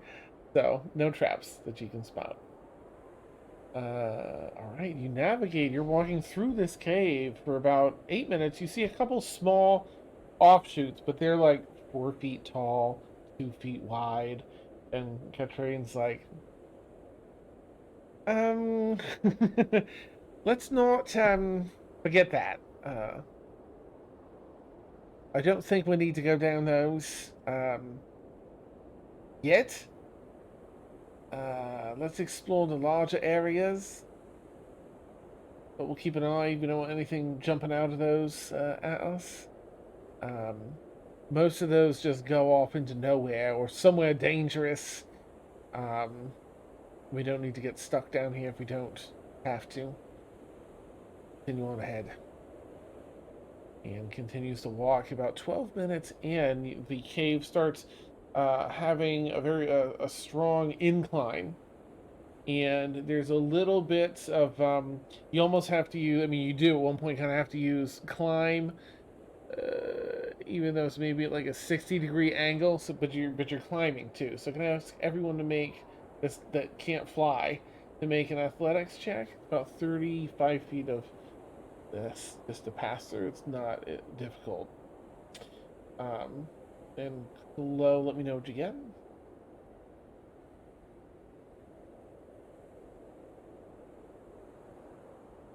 Oh, if you said athletics. Yes. Do, do, do, do, do, do. 16. Okay. Math is hard. Beautiful. 16. All right. Eris? 8. Okay. Still good. Despite Still my good. +4 in athletics. No, it's just so slick. There's so many things working against you. There's some slick parts. You would think I would do fine with the water. That's true. Yeah. Seeing Eris struggling a little, I would extend my hand out to help. Okay. There's a part or two where you almost slip a little bit. You're like, okay. Nice. Yeah, I'll just grab her hand when needed. Nice. Catherine? I'm flying. Oh, right. Char's flying. Char flying. Char will be flying, and she's also willing to carry someone up if Okay. If anything needed. If needed. Okay. Oh, same. All Yeah, right. same. Ignatius? 5. Well, it's needed. As you Ignatius climbing up. Just here. Oh. You start to fall. You make a deck save, Ignatius. See if you can hang on. Okay. A 2. Oh, for a total of 3. Yeah. Woo! You slip. Char, you're able to scoop up because you're on alert for it, and you were RPing it to be ready. But just kind of like, oh, and you help him get back on the stone, or bring him up. It's up to you. Let me know what you want to do. Can she princess carry him? I mean, Yes. if Ignatius is okay with it, then absolutely. Yes. Okay. At this point, after what Ignatius has been through today, he is more than happy to accept. Nice. Thank you. Beautiful. Ash, you're flying on the broom, right? Ash? Yes, Flying on the correct. broom? Okay. Mhm. Grisura, what'd you get? 14. Nice. Yep. I know. As you all kind of reach the top, it plateaus out, and you are now standing at the opening. Where this cave ends and opens into a massive cavernous room, probably 120 feet across, in any direction, side to side. This side to the opposite. It looks almost in the shape of a double like saucer, like a flying saucer, in that it's domed up top and domed inverted, filled with water, crystal growth growing up from beneath the water, shining a luminescent energy. The walls have blue crystals, red crystals, purple, black that have a very dim light that they shed. All traversing this like crystal lake in the mountain. And Katrine, well, oh, I guess it's flooded. Well, that's all right. We'll find a way across. Up ahead. Sorry, Dan. I'm a little unclear. It's like the water is above us or below us? Below. You're looking down into this big bowl. The water level's maybe like 40 feet. The top of the water is like 40 feet below you, and then it's maybe like 25 feet deep. So you're like coming in through a cave up here, and then the bowl's like down. Like it's the whole space, but most of it's open and free. There's plenty of air. It's just the bottom is like a lake filled up in the bottom. If that makes sense. So it's swimmable if need be. But... absolutely. Okay. Mm-hmm. But probably cold. Okay. Yeah. Right on the other side is a juncture, and that's where we'll probably pick up our next idea of where to look. We'll have to figure out where to go from there. It splits off into 3 main cave systems that we know of. And if anyone was going to be doing anything in here, they'd be in one of those. For now, and just kind of look across this gorgeous room of natural beauty in here. Let's find our way across this lake. And with that, I think we will end tonight's session here at the crystalline lake below the mountain. Well done today, everybody. Woo! Yay! You survived and owned that battle. Survived and owned sledding. Most of us. Mm-hmm. And you are making your way through this mountain range to get some answers. Where are these stone forged from? What are these footprints? Why are the creatures so weird? So many things we got to explore. Flow shifting from this male form to a female form, and I love all the different like camaraderie building back and forth between like the approval head nods to like the helping hands. A lot going on, and I absolutely love it. Right. So, for anyone that's new, hope you had fun. I had a blast. Hope players, I hope you had fun, of course, as well.